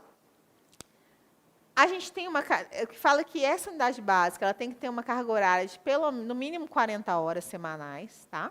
No mínimo, 5 dias da semana, nos 12 meses do ano. Então, essa é a carga horária que essas unidades têm que funcionar. Tá? A população é descrita por equipe.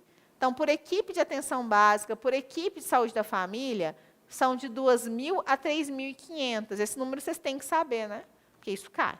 2.000 a 3.500. E ele fala o seguinte, olha, os gestores podem até fazer um outro parâmetro de cálculo para poder implementar as equipes dele. Eu quero uma equipe que tenha, né, um número diferenciado e por aí vai, ele pode até fazer, contanto que ele assegure que o cuidado vai ocorrer com qualidade. Então, ele traz essa observação dentro da PNAB. Bom, tenha cuidado. O que eu coloquei que ele tenha cuidado ali? Porque isso foi atualizado. Foi criado um programa que chama Programa Saúde na Hora. Esse Programa Saúde na Hora, o que ele faz? Ele expande o horário da unidade, ele faz a unidade ter um horário expandido. Então, nessa portaria fala que essas unidades têm que trabalhar com carga horária mínima de 40 horas. Né? E o Programa Saúde na Hora fala que elas podem trabalhar até 75 horas por semana. Então, ele muda esse número aí, mas é na atualização. Tá? Por aqui, a gente fica ele na 40 horas mínima, tá bom? Bom, outra questão em relação ao funcionamento, ele fala que tem que ter 4 equipes por UBS, né, em média, 4 equipes por UBS, por unidade básica de saúde, para poder garantir ali o atendimento de maneira resolutiva. E existe um cálculo para saber o máximo de equipes de saúde da família que o município pode ter. Esse cálculo pega a população do município e divide por 2.000, que é o número mínimo, né, de pessoas que pode ter uma equipe de saúde da família. E aí vai saber quantas equipes esse município pode implementar. Tá? Então, isso são dados que estão lá na portaria. Vamos ver como que isso pode cair em questões?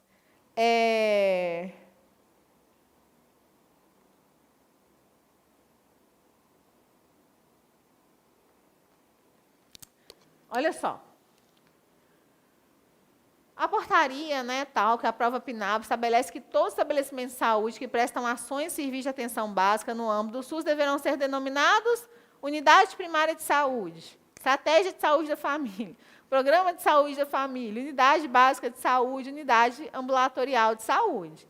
Aí a gente vai colocar unidade básica de saúde, porque está falando a portaria 2.436.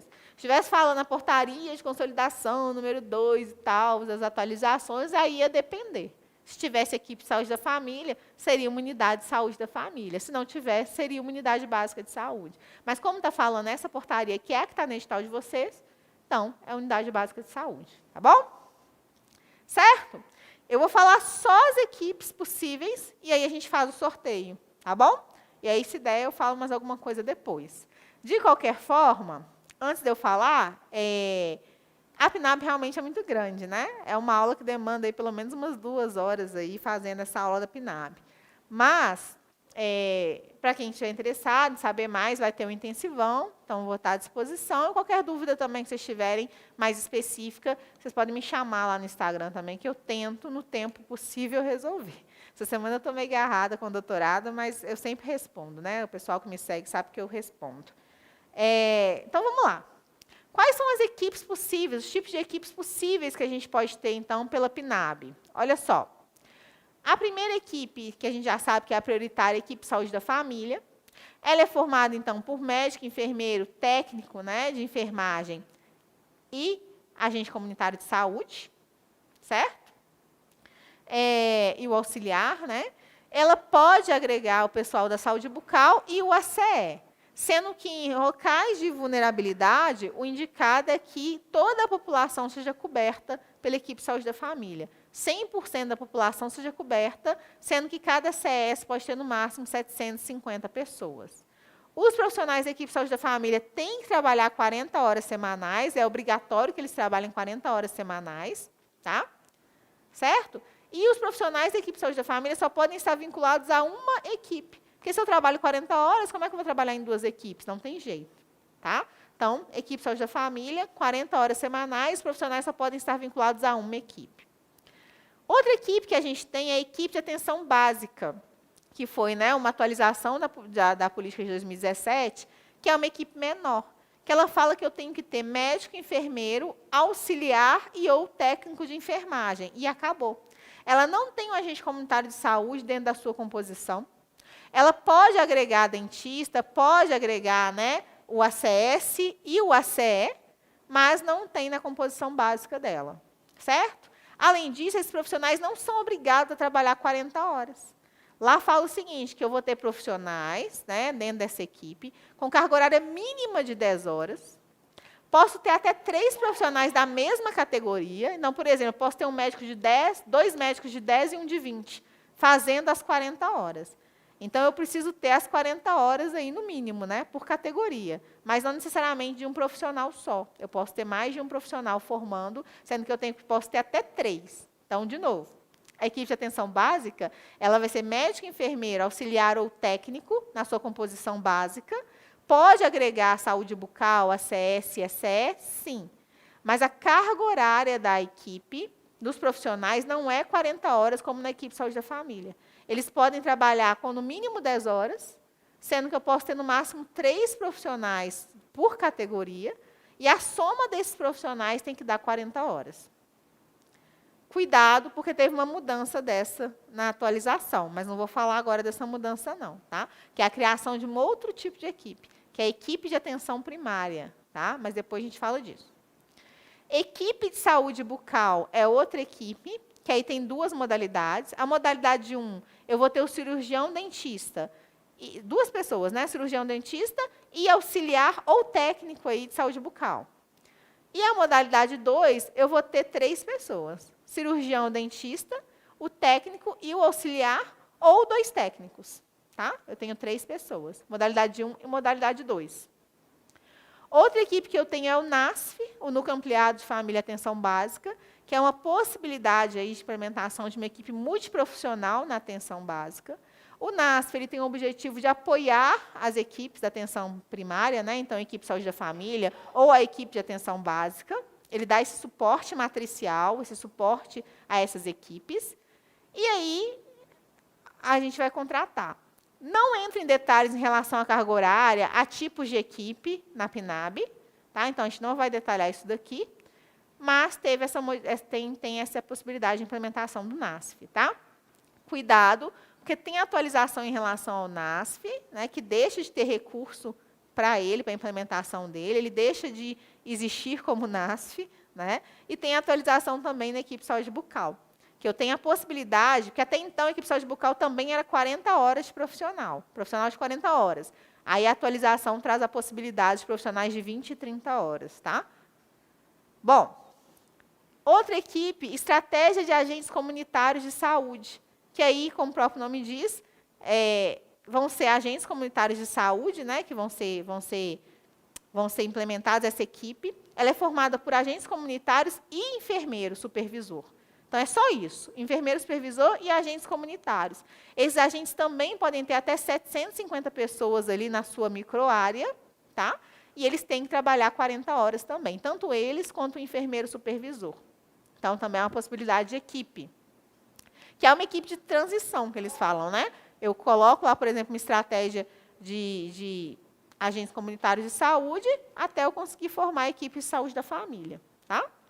E as últimas equipes são aquelas lá da área da Amazônia Legal e da área pantaneira, que é a equipe de saúde, equipe de saúde da família ribeirinha e equipe de saúde da família fluvial. Qual que é a diferença? A equipe de saúde da família ribeirinha são unidades básicas de saúde mesmo, instaladas nessas regiões. E a equipe de saúde da família fluvial é aquelas que vão em embarcações, aquela que vocês viram lá atrás. Tá? Então, a equipe de saúde da família ribeirinha, ela vai estar ali, então, o acesso, né, até essas equipes aí é por meio fluvial, e ela vai ter aquela composição, médico, enfermeira, auxiliar ou técnico, ACS, e agente comunitário de endemia e profissionais de saúde bucal. Tá?